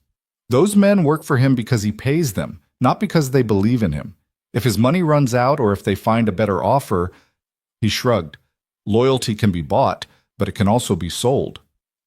"You're talking about turning his own people against him. I'm talking about showing them that Mercer isn't as powerful as he pretends to be, that there are consequences for the things he's done." Alden leaned forward. "During the war, I had friends, men I served with, men I would trust with my life. Some of them settled in Wyoming after the fighting ended. I've kept in touch with a few. If I reach out to them, explain the situation, you'd be asking them to risk their lives for a woman they've never met," Lydia said softly. "I'd be asking them to stand against a tyrant. That's something they've done before." He met her eyes. "These are good men, Lydia. They didn't fight for 4 years just to watch men like Mercer destroy everything they bled for." Thomas straightened his shoulders. "What can I do?" "You know Mercer's operation better than any of us. His habits, his employees, the layout of his properties. I need you to write down everything you remember, every detail, no matter how small." "I can do that. I'll reach out to my contacts, see what kind of support we can gather. And Lydia," Alden turned to her, "I need you to go into Cedar Falls. Talk to Sarah Bennett, the doctor's wife. Her husband treats patients from all over the county. If anyone knows about Mercer's activities, illegal dealings, people he's hurt, it would be the doctor. You want me to gather evidence. I want you to listen. Women talk to each other in ways they don't talk to men. If there are stories out there, victims who never came forward, crimes that were covered up, you might be able to find them." It was risky. All of it was risky. But sitting here waiting for Mercer to make his next move felt even more dangerous. "When do we start?" Lydia asked. Alden's expression was grim but determined. "Now." The following days were a whirlwind of activity.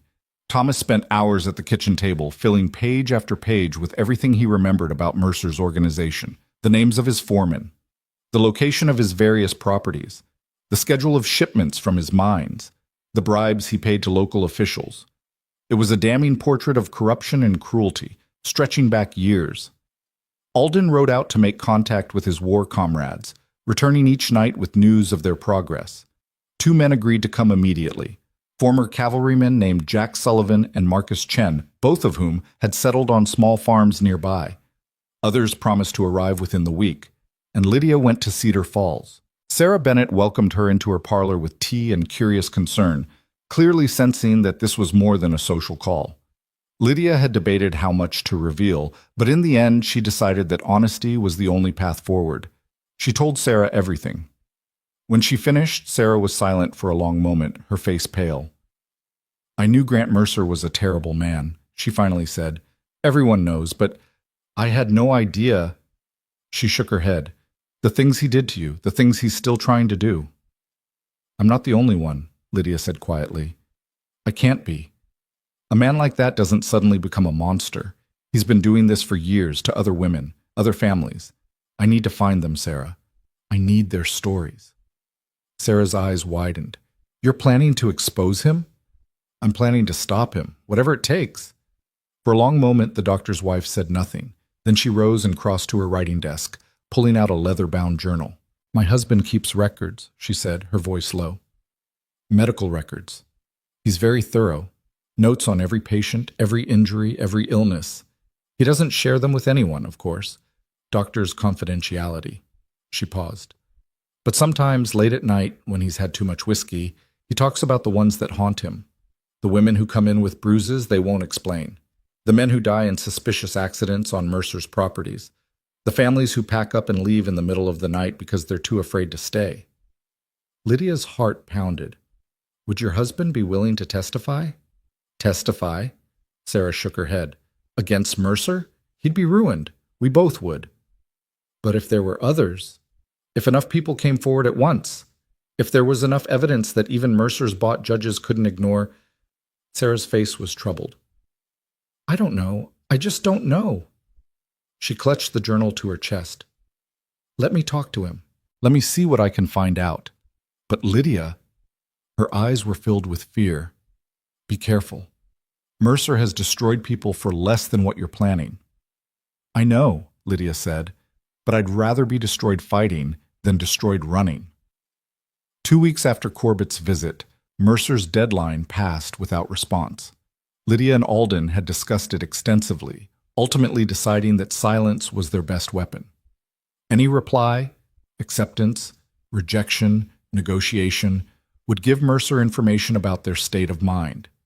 Better to let him wonder, better to let his imagination fill in the gaps. The effect was almost immediate. 3 days after the deadline, another messenger arrived. Not Corbett this time, but a younger man, clearly nervous, who delivered a single-sentence note. Mr. Mercer is disappointed by your lack of response and will be taking appropriate action. The threat was vague enough to be unsettling, which was surely the point, but Alden simply crumpled the note and tossed it in the fire. Let him come, he said. A week later, strange things began happening. A section of fence on the north pasture was found cut, allowing a dozen cattle to wander into the hills. Then the well pump broke in a way that looked deliberate. Then someone slashed the harness for the wagon, rendering it unusable until repairs could be made. Testing us, Alden said grimly as he surveyed the latest damage. Seeing how we react. Trying to wear us down. Is it working? Lydia asked. No. His jaw was set with determination. But it means he's getting impatient. Impatient men make mistakes. The real confrontation came on a cold October evening when the aspens had turned to gold and the first frost had painted the valley in silver. Lydia was alone in the house. Alden was out with Thomas and the hands, bringing in the last of the cattle before winter set in, when she heard hoofbeats, multiple horses moving fast. Ghost erupted into furious barking. Lydia grabbed the shotgun from above the door and positioned herself at the window, her heart hammering against her ribs. 6 riders emerged from the twilight, their figures dark against the purple sky. At their head, mounted on a magnificent black stallion, sat Grant Mercer himself. He looked older than she remembered, his hair now fully gray, but the cruel intelligence in his eyes was unchanged. He surveyed the ranch with the proprietary air of a man inspecting property he already owned. Mrs. Price, he called out. Or should I say Miss Crowell, I'm told there might be some confusion about your proper title. Lydia's finger tightened on the trigger. Get off my land, Mercer. Your land? He laughed, a rich, theatrical sound. My dear, nothing here belongs to you. It never did. He dismounted smoothly and walked toward the house. Where's that husband of yours, the one who thought he could steal what was rightfully mine? He'll be back soon, and when he gets here, we'll have a civilized conversation about the future. Mercer stopped at the bottom of the porch steps, looking up at her with those cold, calculating eyes. I have to admit, you've made this more entertaining than I expected. Most people cave within a week. The fact that you've held out this long, he smiled. I respect that. Truly I do. I don't want your respect. I want you to leave. And I want what I'm owed. The smile vanished. I've been patient, Miss Crowell, more patient than you deserve, but my patience has run out. He snapped his fingers and his men began to dismount. Tonight, we settle this, one way or another. You're making a mistake. Am I? Mercer took another step toward the porch. I don't think so. I think your husband is miles away, and by the time he gets back, this will all be over. I think your brother is with him, and your mother is hiding in the cellar, and you're standing here alone with a shotgun that holds 2 shells against 6 armed men. His voice dropped to a near whisper. So tell me, Miss Crowell, what exactly are you going to do? Before Lydia could answer, a voice rang out from the darkness. She's not alone. Mercer spun around. Emerging from the shadows beside the barn came Alden, flanked by Thomas, Jack Sullivan, Marcus Chen, and half a dozen other men Lydia didn't recognize. They were armed, rifles and revolvers gleaming in the fading light, and they moved with the coordinated precision of soldiers. Behind Mercer, his men shifted nervously. 6 against 12 were not good odds, especially when the 12 looked like they knew how to use their weapons. Mr. Price? Mercer's voice was controlled, but Lydia could see the calculation in his eyes, the rapid reassessment of the situation. I didn't expect you back so soon. Clearly. Alden stopped about 30 feet away, his hand resting casually on the butt of his revolver. You've made a habit of underestimating people, Mercer. It's going to be your downfall. Big words from a man who married another man's property. Lydia was never your property. The contract your brother signed was void the moment the debt was paid. You know this. Your own lawyers know this. That's why you've been trying to bribe judges and forge documents instead of going through proper legal channels. Something flickered in Mercer's expression. I don't know what you're talking about. I think you do. Alden reached into his jacket and produced a sheaf of papers.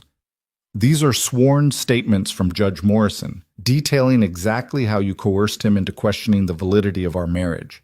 He was remarkably cooperative once we explained that we had witnesses to his original signing of the certificate, witnesses who couldn't be bought. Mercer's face went rigid. Morrison is a drunk and a gambler. No one will believe. There's more. Alden held up another document.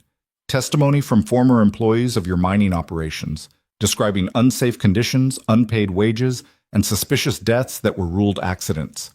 Testimony from women in 3 different towns about similar situations to Lydia's, debts fabricated or inflated, families threatened, forced marriages arranged. He paused. Would you like me to continue? For the first time since Lydia had known him, Grant Mercer looked genuinely afraid. You're bluffing, he said, but his voice lacked conviction. Try me. Alden's tone was ice. Right now, copies of these documents are on their way to every newspaper in the territory, as well as to the federal marshal's office in Cheyenne. By this time tomorrow, your name will be on the front page of every paper from here to Denver. The man who couldn't be touched, finally exposed.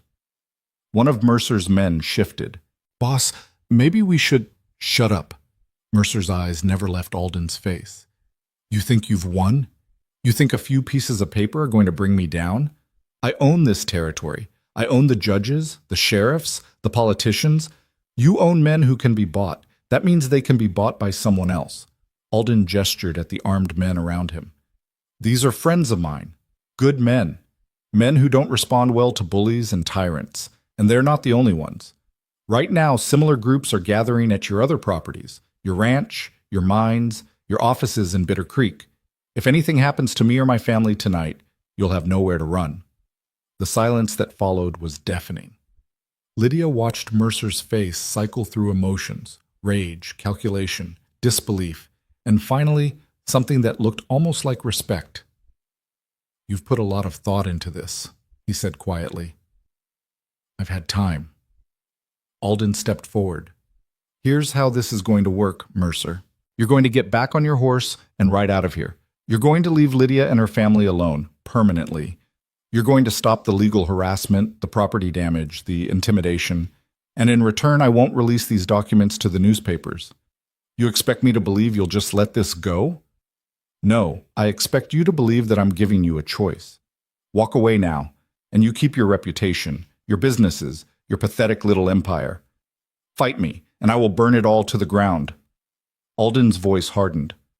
I've already lost one person I loved to men like you.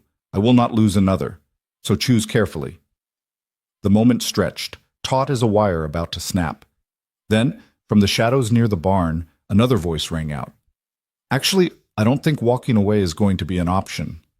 Everyone turned. Stepping into the light came a man wearing a federal marshal's badge, followed by 3 deputies with rifles at the ready. Grant Mercer, the marshal said, producing a pair of iron manacles. You're under arrest for extortion, bribery of public officials, and conspiracy to commit fraud. You have the right to remain silent, though I doubt a man like you knows how. Mercer's face went white. This is outrageous. I demand to speak with my lawyer.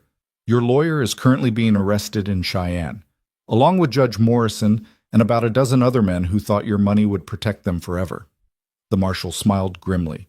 Turns out the new territorial governor doesn't appreciate corruption. Who knew? As the deputies moved to secure Mercer and his men, Lydia descended the porch steps on shaking legs. Alden met her halfway, pulling her into his arms, holding her so tightly she could barely breathe. It's over, he murmured against her hair. It's really over. She wanted to believe him. God, how she wanted to believe him. But some part of her, the part that had learned too early that safety was an illusion, couldn't quite accept it. How? She whispered. The marshal, the governor, how did you manage all of this? Alden pulled back to look at her face. I told you I had friends. One of them serves on the governor's staff. When I sent him the evidence we'd gathered, he brought it straight to the top. The governor's been looking for an excuse to clean house for months. Mercer just gave him the perfect opportunity. Lydia watched as Mercer was led away in chains, his expensive boots stumbling in the dirt, his carefully cultivated dignity stripped away. His men were being disarmed and lined up, some of them already talking, eager to cooperate in exchange for leniency. It was over. The monster who had haunted her nightmares, who had nearly destroyed her life, was finally going to face justice. And yet, he'll have lawyers, she said quietly. Money, connections. What if he gets out? What if he comes back? Alden cupped her face in his hands. Then we'll face him together, just like we faced him tonight. His gray eyes were steady, filled with a certainty that slowly began to seep into her own heart. I told you once that I would never surrender you to that man. I meant it. Whatever comes next, whatever challenges we face them as partners, as husband and wife. Lydia felt tears spilling down her cheeks, but for the first time in longer than she could remember, they weren't tears of fear or grief.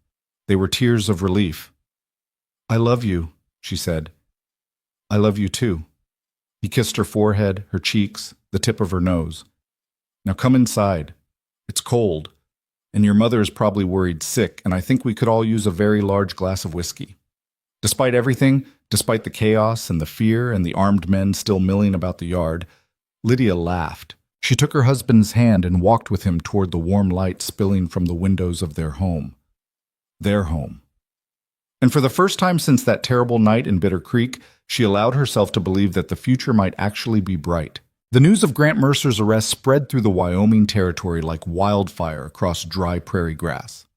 Within 3 days, it seemed everyone from Cheyenne to the Montana border knew the story, how the untouchable land baron had finally been brought low, how a quiet rancher and his brave wife had gathered evidence that even Mercer's bought judges couldn't ignore, how the federal marshals had descended on his empire like avenging angels in the cold October night.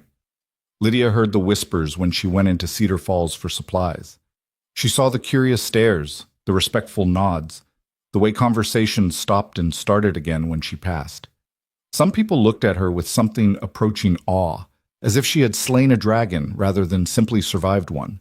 Others seemed frightened, as if her presence reminded them of their own cowardice. All those years they had looked the other way while Mercer destroyed lives. Sarah Bennett was the first to approach her directly, catching her arm outside the general store with tears glistening in her eyes. My husband wants to thank you, Sarah said, her voice thick with emotion.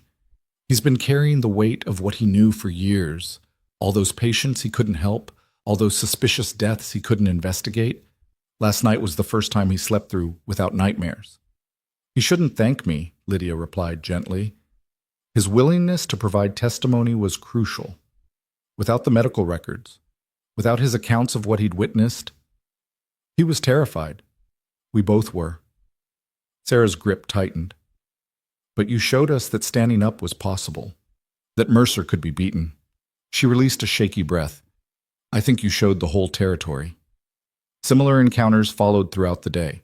The blacksmith who shook her hand with calloused fingers and muttered something about his daughter. The school teacher who pressed a small bouquet of dried wildflowers into her hands. Old Mrs. Halverson, who emerged from behind the counter of her general store to enfold Lydia in a surprisingly strong embrace. I always knew you were something special, the elderly woman declared. The moment you walked into my store, I said to myself, Martha Halverson, that girl has spine. And I was right. By the time Lydia loaded her purchases into the wagon and began the drive home, she felt simultaneously exhausted and exhilarated. For so long, she had lived in fear, fear of Mercer, fear of the future, fear that the fragile happiness she had built would be snatched away. Now that weight was lifting, and she wasn't quite sure how to exist without it. She found Alden in the barn, brushing down his horse after what had clearly been a long ride. His face was thoughtful, his movements deliberate, and when he heard her footsteps, he looked up with a smile that made her heart skip. How was town? He asked. Strange.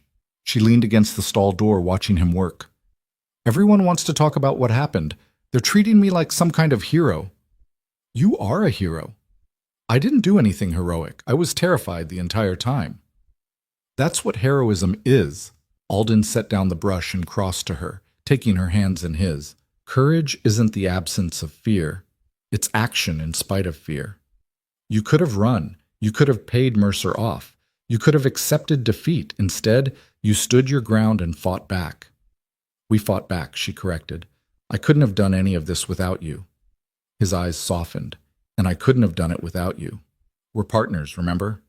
In everything. She rose on her toes and kissed him, tasting dust and sweat and the sweetness that was uniquely his. When they broke apart, both slightly breathless, she found herself grinning. Come inside, she said. Mother's making dinner, and she'll be furious if we let it get cold. The evening meal that night felt different than any that had come before.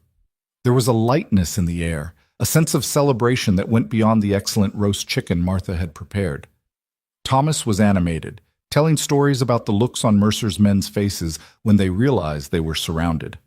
Jack Sullivan and Marcus Chen, who had stayed on to help with the ranch's autumn work, added their own observations, their laughter filling the dining room with warmth.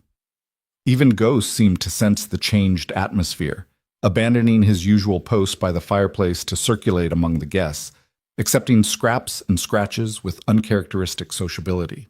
After dinner, when the dishes had been cleared and the fire banked for the night, Alden called for everyone's attention. I know we've all been through a lot these past few weeks, he said, standing at the head of the table with a glass of whiskey in his hand.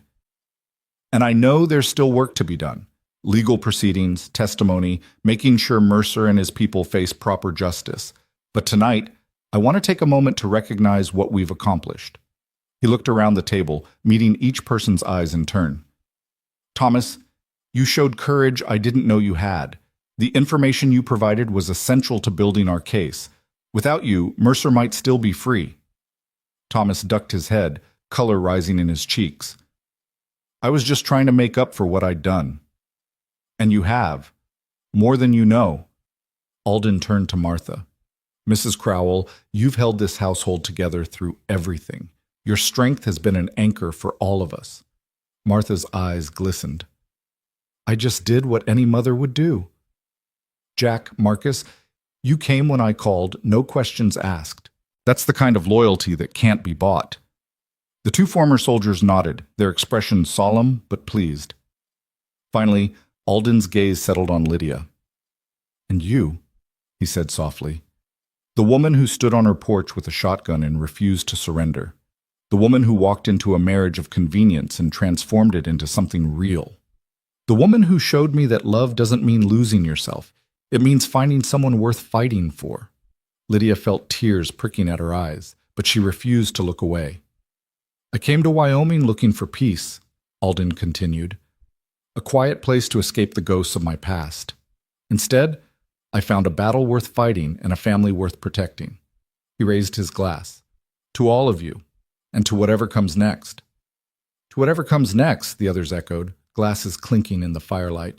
Later, when the guests had retired and the house had fallen quiet, Lydia and Alden sat together on the porch, wrapped in a shared blanket against the autumn chill. The stars blazed overhead, impossibly bright, and the creek murmured its endless song in the darkness. "What happens now?" Lydia asked, her head resting on his shoulder. "Now we wait. The trial will probably be sometime in the spring. These things take time to organize. Until then, we keep the ranch running, keep our heads down, and try to live as normally as possible." "Is normal even possible anymore?" Alden was quiet for a moment. "I don't know, but I'd like to try." He shifted to look at her face. "Before all this happened, I had dreams for this place. For us. I wanted to build something that would last, a real home, a real legacy. Not just for us, but for—" He hesitated. "For children?" The word hung in the air between them, fragile and full of possibility. "I didn't want to assume," Alden said carefully. "We've never really talked about it, and given everything you've been through, I wouldn't blame you if I want children." The words came out before Lydia fully realized she was saying them, but the moment they left her lips, she knew they were true. "I want a family. With you." His breath caught. "Lydia, when Mercer came for me that first night, I thought my life was over. I thought I would never have anything good, no love, no joy, no future worth living for." She turned to face him fully, cupping his face in her hands. "You gave me all of that back.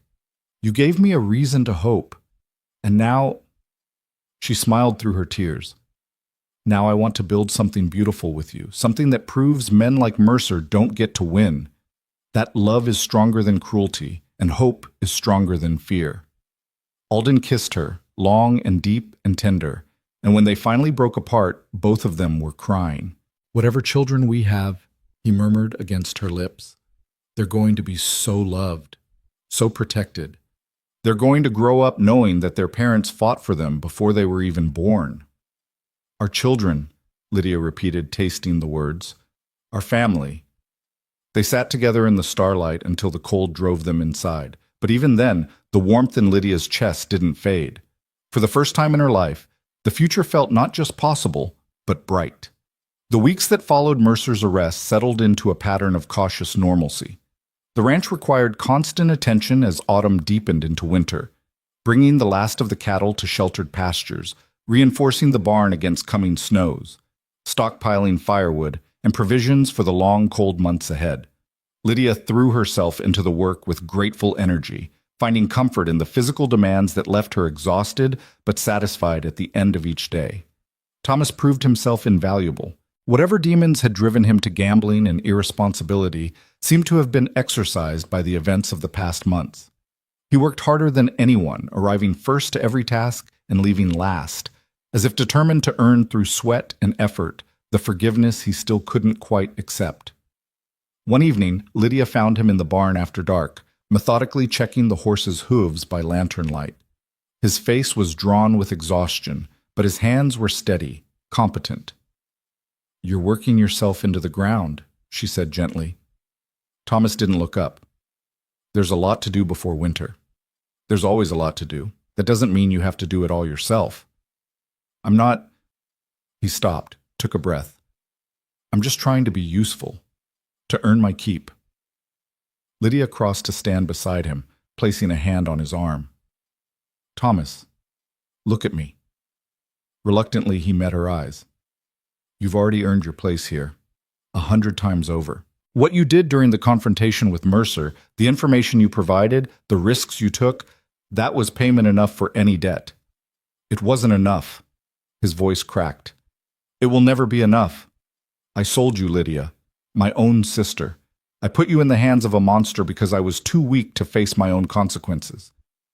And if you hadn't, I never would have met Alden." She let that sink in. "I know it sounds strange, but I mean it. If you hadn't made that terrible choice, I would still be in Bitter Creek, married to Jacob Morton, living a life that was safe but empty. I would never have known what real love felt like, what it meant to be truly seen, truly valued." Thomas stared at her. You can't mean that. I do. She squeezed his arm. I'm not saying I'm grateful for what you did. The fear, the humiliation, the months of uncertainty, those were real, and they hurt. But I've learned that life doesn't follow the paths we expect. Sometimes the worst moments lead to the best outcomes. And sometimes, she paused, searching for the right words. Sometimes the people who hurt us most become the people we need most. How can you forgive me? The question was barely a whisper. Because holding on to anger is exhausting. Because you're my brother, and I love you despite everything. And because, she smiled slightly, because Alden taught me that second chances are worth giving. He gave me one. I'm giving you one. The question is what you're going to do with it. For a long moment, Thomas was silent. Then, slowly, he set down the hoof pick he'd been holding and turned to face her fully. I'm going to be better, he said. And for the first time, Lydia heard conviction rather than desperation in his voice. Not because I think it will erase what I did, but because it's the right thing to do. Because the man I was, the one who gambled away his sister's freedom, I don't want to be him anymore. Then don't be. He nodded slowly. I won't. I promise you, Lydia. On our father's grave. I will never let you down again. She believed him. Not because the words were new, Thomas had made promises before many times, but because something in his eyes had changed. The desperate, hunted look was gone, replaced by something steadier, more certain. It would take time to fully trust him again. Some wounds healed slowly, and some scars never fully faded. But for the first time, Lydia believed that healing was possible. Come inside, she said. Mother saved you a plate, and the coffee's still hot. I should finish. The horses can wait. Family comes first. A ghost of his old smile crossed Thomas's face. When did you become the wise one? I learned from my mistakes, just like you're learning from yours. They walked back to the house together, and when they stepped through the door into the warmth and light, Lydia felt something click into place. A piece of her heart that had been broken for years finally beginning to mend. Winter arrived with a vengeance in late November, blanketing the valley in snow that piled up to the windowsills and transformed the familiar landscape into something from a fairy tale. The ranch work shifted from outdoor labor to indoor maintenance, repairing equipment, tending to animals in the barn, and the 1,000 small tasks that kept a household running through the long, cold months. Martha seemed to thrive on the enforced domesticity, filling the house with the smell of baking bread and the sound of her hymns as she worked. Lydia found herself spending long hours by the fire, reading books from the small library Alden had accumulated, or working on the quilt she had started in October, a project that gave her hands something to do while her mind wandered. She thought often about the baby she hoped to carry. Each month that passed without conception brought a small disappointment, quickly pushed aside. These things took time, she reminded herself. There was no rush. But sometimes, late at night, she allowed herself to imagine what it would feel like to hold her own child, to see Alden's gray eyes or her own chestnut hair in a tiny, perfect face, to watch a new life grow in the home they had built together. The image made her heart ache with longing. You're quiet tonight, Alden observed one evening, finding her staring into the flames with the quilt forgotten in her lap. Just thinking. About? She hesitated, then decided on honesty. About whether I'll ever be a mother. Alden settled into the chair beside her, his expression thoughtful. It's only been a few months. I know. I'm not worried. Not really. She sighed. I just want it so much. More than I realized. So do I. He reached over and took her hand. But these things happen in their own time, and if they don't happen the natural way, there are other options. Children who need homes, families who need building. Lydia looked at him with surprise. You'd consider that? Adopting? I'd consider anything that makes you happy. His thumb traced circles on her palm. The only thing I won't consider is giving up. We're going to have a family, Lydia, one way or another. I promise you that. She leaned over and kissed him, tasting the firelight and the promise of a future still unwritten. December brought news from Cheyenne. A letter arrived on the 15th, carried by a rider who had braved the snow-covered roads to deliver it personally. Alden read it at the kitchen table, his face expressionless, while Lydia watched with growing anxiety. "Well?" she finally asked when she couldn't stand the suspense any longer. "Mercer's trial date has been set, February 12th. He looked up, meeting her eyes. "They want us both to testify." Lydia's stomach clenched. She had known this was coming, had been preparing for it, in a way, but the reality still hit her like a blow. "Both of us?" "You're a key witness, the primary victim of his scheme. Without your testimony, the case is much weaker." Alden reached across the table to take her hand. "You don't have to do this. I can speak to the prosecutor, explain that you're not able to—" "No." The word came out stronger than she expected. "I'll do it. I need to do it." "Are you sure?" "I spent months living in fear of that man. He took my freedom, my dignity, my sense of safety. If testifying against him is what it takes to make sure he never does that to anyone else—" She squared her shoulders. "Then I'll stand up in that courtroom and tell them everything."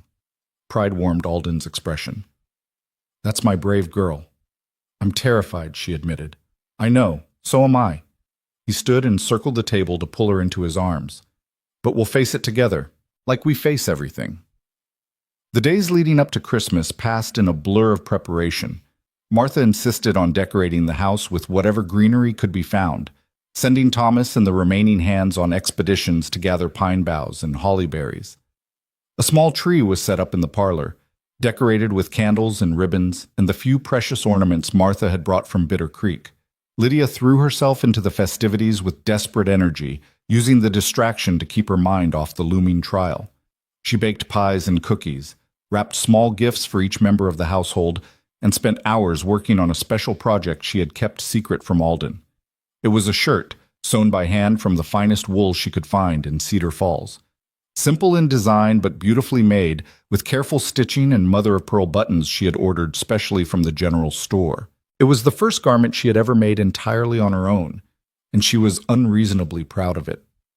Christmas Eve arrived cold and clear, the stars blazing overhead like diamonds scattered on black velvet. The household gathered in the parlor after dinner, warmed by the fire and the glow of candles on the tree. Alden produced a bottle of fine brandy he had been saving, and glasses were poured for everyone, even Thomas, who hesitated before accepting. "One drink?" Lydia told him. "It's Christmas." He nodded, some of the tension leaving his shoulders. "One drink." Martha led them in carols, her voice thin but true, and soon the whole room was singing, even Alden, whose baritone turned out to be surprisingly pleasant. Ghost howled along from his spot by the fire, adding his own discordant harmony to the proceedings. When the singing faded, Alden cleared his throat. "I have something," he said, reaching into his pocket. "A gift. For Lydia." "Presents are for tomorrow morning," Martha protested, but her eyes were bright with curiosity. "This one can't wait." He crossed to where Lydia sat and knelt before her, and her heart began to pound. "When we married," he said softly, "it was an arrangement, a transaction. I gave you my name and my protection, but I couldn't give you my heart. I didn't think I had one left to give." "Alden, let me finish." He took her hands in his. "These past months, you've shown me that I was wrong. You've taught me that love isn't weakness, it's strength. That opening your heart to another person isn't a risk, it's a gift." He produced a small velvet box and opened it. Inside, nestled on a bed of silk, was a ring, a delicate band of gold set with a single sapphire that caught the candlelight and seemed to glow from within. "This was my mother's," Alden said, his voice rough with emotion. "She gave it to me before she died and asked me to give it to the woman I loved. I've carried it with me for 10 years, never believing I'd find someone worthy of wearing it." Tears were streaming down Lydia's cheeks. "It's beautiful." "Not as beautiful as you." He slipped the ring onto her finger where it fit as if it had been made for her. "Lydia Price, I'm not asking you to marry me. You already have. I'm asking you to stay married to me. Forever. Not because of contracts or circumstances or practical arrangements, but because I love you more than I ever thought possible. Because I can't imagine my life without you. Because you are my home, my heart, my everything." For a moment, Lydia couldn't speak. The weight of his words, the beauty of the ring, the love shining in his gray eyes, it was almost too much to bear. Then she leaned forward and kissed him, pouring every ounce of love and gratitude and joy into the gesture. "Yes," she whispered against his lips. "Forever, always. Yes." The room erupted in cheers and applause. Martha was crying openly, and even Thomas was blinking suspiciously bright eyes. Ghost barked and wagged his tail, caught up in the excitement he didn't quite understand. Later, when the celebrations had wound down and the household had retired, Lydia and Alden sat alone by the dying fire, her head on his shoulder, his arm around her waist. "I have something for you too," she said, reaching for the wrapped package she had hidden behind her chair. Alden raised an eyebrow. "You didn't have to open it." He unwrapped the paper carefully, revealing the shirt she had made. For a long moment, he just stared at it, running his fingers over the careful stitching, the smooth fabric, the pearl buttons. "You made this?" he asked softly. "Every stitch. I wanted to give you something that came from me, not just from a store." She bit her lip. "Do you like it?" Instead of answering, he pulled her close and kissed her with a tenderness that took her breath away. "I love it," he murmured. "I love you. I love everything about this life we're building together." "Even the hard parts?" "Especially the hard parts." He pulled back to look at her face. "The hard parts are what make the good parts worth fighting for." Outside, snow began to fall, soft, silent, transforming the world into something clean and new. Inside, wrapped in warmth and love and the promise of a future worth waiting for, Lydia closed her eyes and let herself believe that everything was going to be all right. The winter solstice had passed, and each day brought a few more minutes of light. Spring would come, and with it the trial and whatever challenges awaited beyond. But for now, on this holy night, there was only peace. Peace and love, and the quiet certainty that she had finally found where she belonged. The courtroom in Cheyenne was smaller than Lydia had imagined, with wooden benches worn smooth by decades of use and windows that let in the pale February light. She sat in the front row, her hands folded tightly in her lap, watching as Grant Mercer was led to the defendant's table in chains. He looked diminished somehow, smaller, older, stripped of the expensive clothes and arrogant bearing that had made him seem so invincible. His eyes, when they found hers across the crowded room, held none of the predatory confidence she remembered. Instead, she saw something that might have been fear. Good, she thought. Let him know what it feels like. Alden sat beside her, solid and reassuring, his hand covering hers beneath the folds of her skirt. On her other side, Thomas waited with rigid posture, his jaw set with determination. Martha had stayed behind at the ranch. The journey was too difficult for her aging bones, but her prayers traveled with them. The trial lasted 3 days. Witness after witness took the stand, painting a picture of corruption and cruelty that stretched back decades. Former employees described dangerous working conditions and mysterious deaths. Women from 3 different towns told stories eerily similar to Lydia's. Debts fabricated, families threatened, lives destroyed for the amusement of a man who believed himself above the law. Judge Morrison testified, his hands shaking, his voice barely above a whisper as he described the bribes and threats that had compromised his judgment for years. The federal prosecutor produced document after document, forged contracts, falsified records, ledgers showing payments to officials across the territory. And then it was Lydia's turn. She rose on unsteady legs and walked to the witness stand, acutely aware of every eye in the room following her progress. The chair was hard beneath her, and she gripped the armrest to keep her hands from trembling. "State your name for the record," the prosecutor said. "Lydia Price." Formerly Lydia Crowell. "Mrs. Price, please tell the court how you came to know the defendant." She took a breath and began to speak.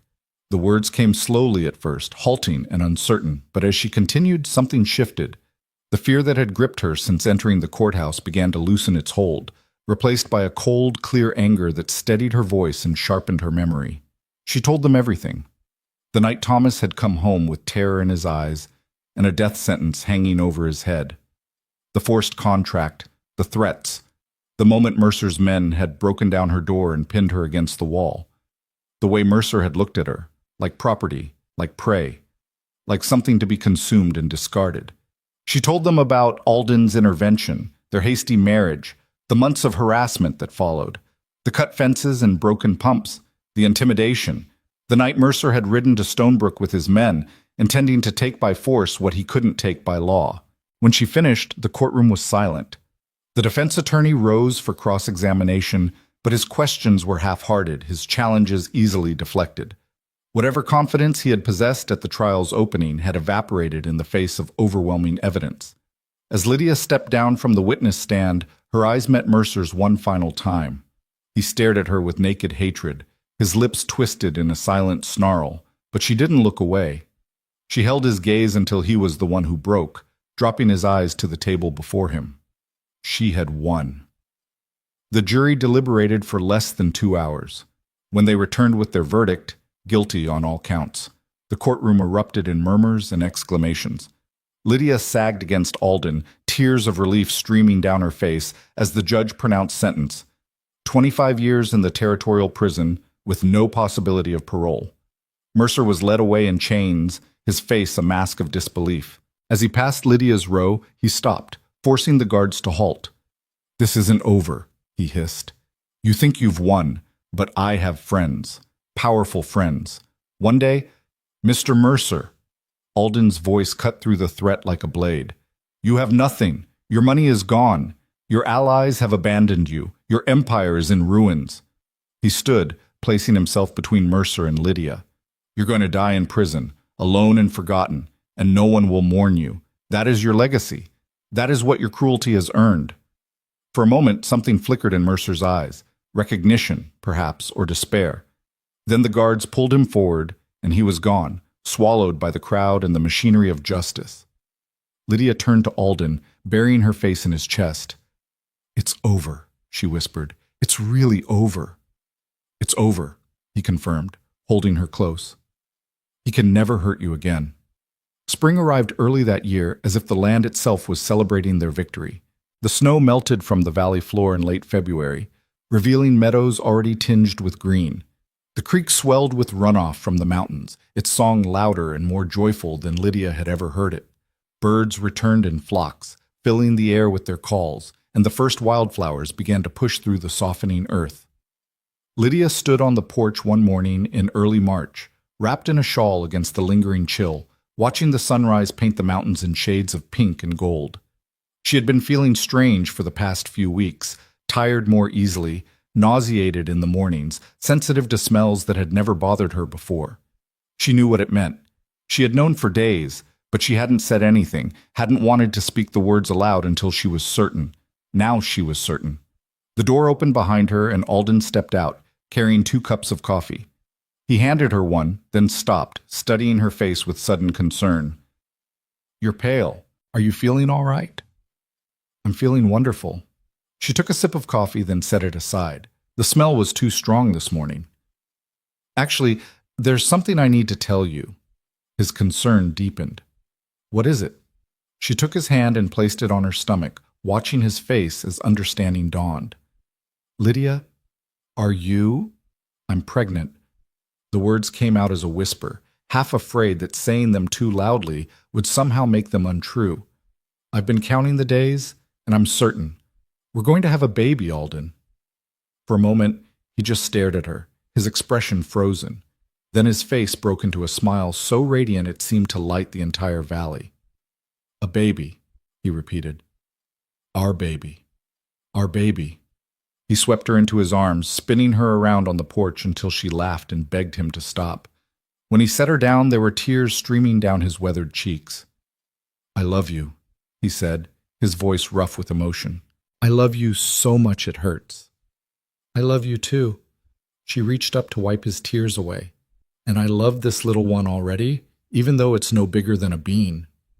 "No bigger than a bean," he repeated wonderingly, "but already so loved." The news spread quickly through the household.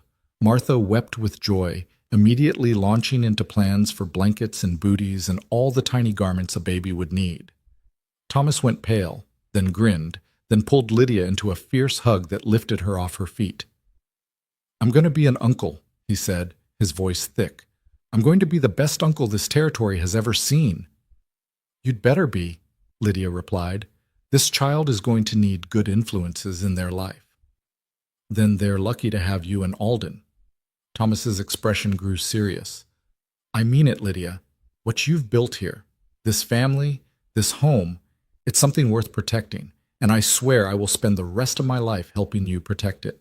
She believed him. He believed. After everything they had been through, after all the pain and betrayal and slow, painful rebuilding of trust, she finally, truly believed him. The wedding was Alden's idea. "We've already been married for almost a year," Lydia pointed out when he first suggested it. "What's the point of another ceremony?" "The point is choice."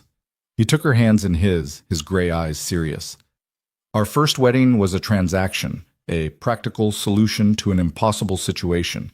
I don't regret it, not for a moment, but I want something more. I want to stand up before God and our community and choose you, freely, openly, without fear or coercion." She understood then. The first wedding had been about survival. This one would be about love. They set the date for the first week of May, when the wildflowers would be in full bloom and the weather would be warm enough for an outdoor celebration. Invitations went out to everyone who had supported them: Sarah Bennett and her husband, the friends who had stood with them against Mercer, neighbors from Cedar Falls and beyond. Lydia chose a new dress for the occasion, soft cream fabric with delicate lace at the collar and cuffs. Martha spent hours adjusting the fit to accommodate her growing belly, tears in her eyes as she worked. "Your father would be so proud," she said quietly. "He always wanted you to marry for love." "I did," Lydia replied. "It just took me a while to realize it." The day of the wedding dawned clear and bright, without a cloud in the vast Wyoming sky. They gathered in the meadow behind the house, where the creek sang its eternal song and the mountains stood witness like ancient guardians. Wildflowers carpeted the ground, purple lupine and yellow arrowleaf, white phlox and orange paintbrush, creating a natural cathedral more beautiful than any church. Reverend Peters, who had traveled from Cedar Falls to perform the ceremony, stood waiting near the water's edge. Alden stood beside him, dressed in his finest suit, the shirt Lydia had made for him visible beneath his jacket. His face, when he saw her approaching on Thomas's arm, held an expression of such pure love that Lydia felt her heart might burst. She walked toward him through the flowers, her feet barely touching the ground, aware of nothing but the man waiting for her at the end of the path. When she reached him, he took her hands in his, and the Reverend began to speak. The words were traditional: love, honor, cherish, but they felt different this time. Not obligations to be endured, but promises freely made, not chains, but wings. "I, Alden James Price, take you, Lydia Rose, to be my wedded wife," Alden said, his voice steady and sure. "To have and to hold from this day forward, for better, for worse, for richer, for poorer, in sickness and in health, to love and to cherish, until death do us part. I, Lydia Rose Price, take you, Alden James, to be my wedded husband," Lydia replied, her voice breaking on the last word. "To have and to hold, from this day forward, for better, for worse, for richer, for poorer, in sickness and in health, to love and to cherish, until death do us part." The Reverend smiled. "By the power vested in me by the territory of Wyoming and Almighty God, I pronounce you husband and wife. You may kiss your bride." Alden pulled her close and kissed her, and the gathered guests erupted in cheers and applause. The sound echoed off the mountains, carrying their joy to the heavens. The celebration that followed lasted well into the night.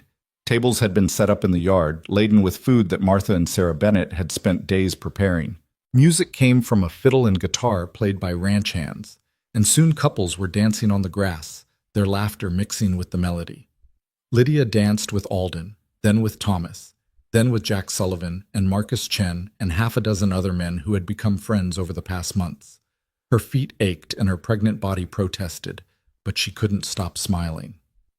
As the evening deepened and the stars emerged, she found herself standing apart from the celebration, looking out over the valley that had become her home. The creek glimmered in the moonlight, the mountains rose dark against the sky, and somewhere in the distance a coyote howled, not threatening, but welcoming, as if nature itself was acknowledging her place in this wild, beautiful land. Alden appeared beside her, slipping his arm around her waist. "What are you thinking?" he asked softly. "I'm thinking about how strange life is." She leaned into him. "A year ago, I was about to be sold to a monster. I thought my life was over. And now, she gestured at the celebration behind them, at the house, the ranch, the future growing inside her. Now I have everything I ever wanted, more than I ever dared to dream. I know what you mean. He pressed a kiss to her temple. I thought I was buying your freedom that day in Bitter Creek, paying a debt to release you from an obligation. And instead, he turned her to face him, cupping her face in his hands. Instead, you became mine, and I became yours.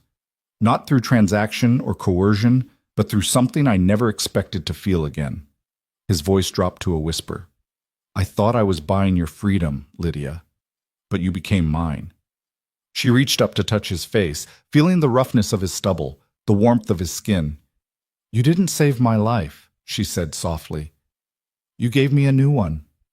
He kissed her again, gentle and deep, and she tasted the promise of forever on his lips. Behind them, the celebration continued, laughter and music and the sounds of a community coming together to honor love. Above them, the stars blazed in the infinite Wyoming sky, and before them stretched a future bright with possibility, a ranch to build, a child to raise, a lifetime of moments yet to be shared. Lydia Price had once been a woman with no choices, trapped by circumstances beyond her control. Now she was a woman who had chosen her own path, forged her own destiny, and found in the arms of a quiet cowboy the love that made every struggle worthwhile. The story of how she came to Wyoming would be told for generations, passed down around campfires and kitchen tables, a tale of courage and resilience and the transformative power of love. But for Lydia herself, standing in the moonlight with her husband's arms around her and her baby quickening in her womb, the story was simple. She had been lost, and now she was found. She had been afraid, and now she was brave. She had been alone, and now she was home. And that, she thought as she turned back toward the warmth and light of the celebration, was the only ending that mattered. Not an ending at all, really, just the beginning of everything.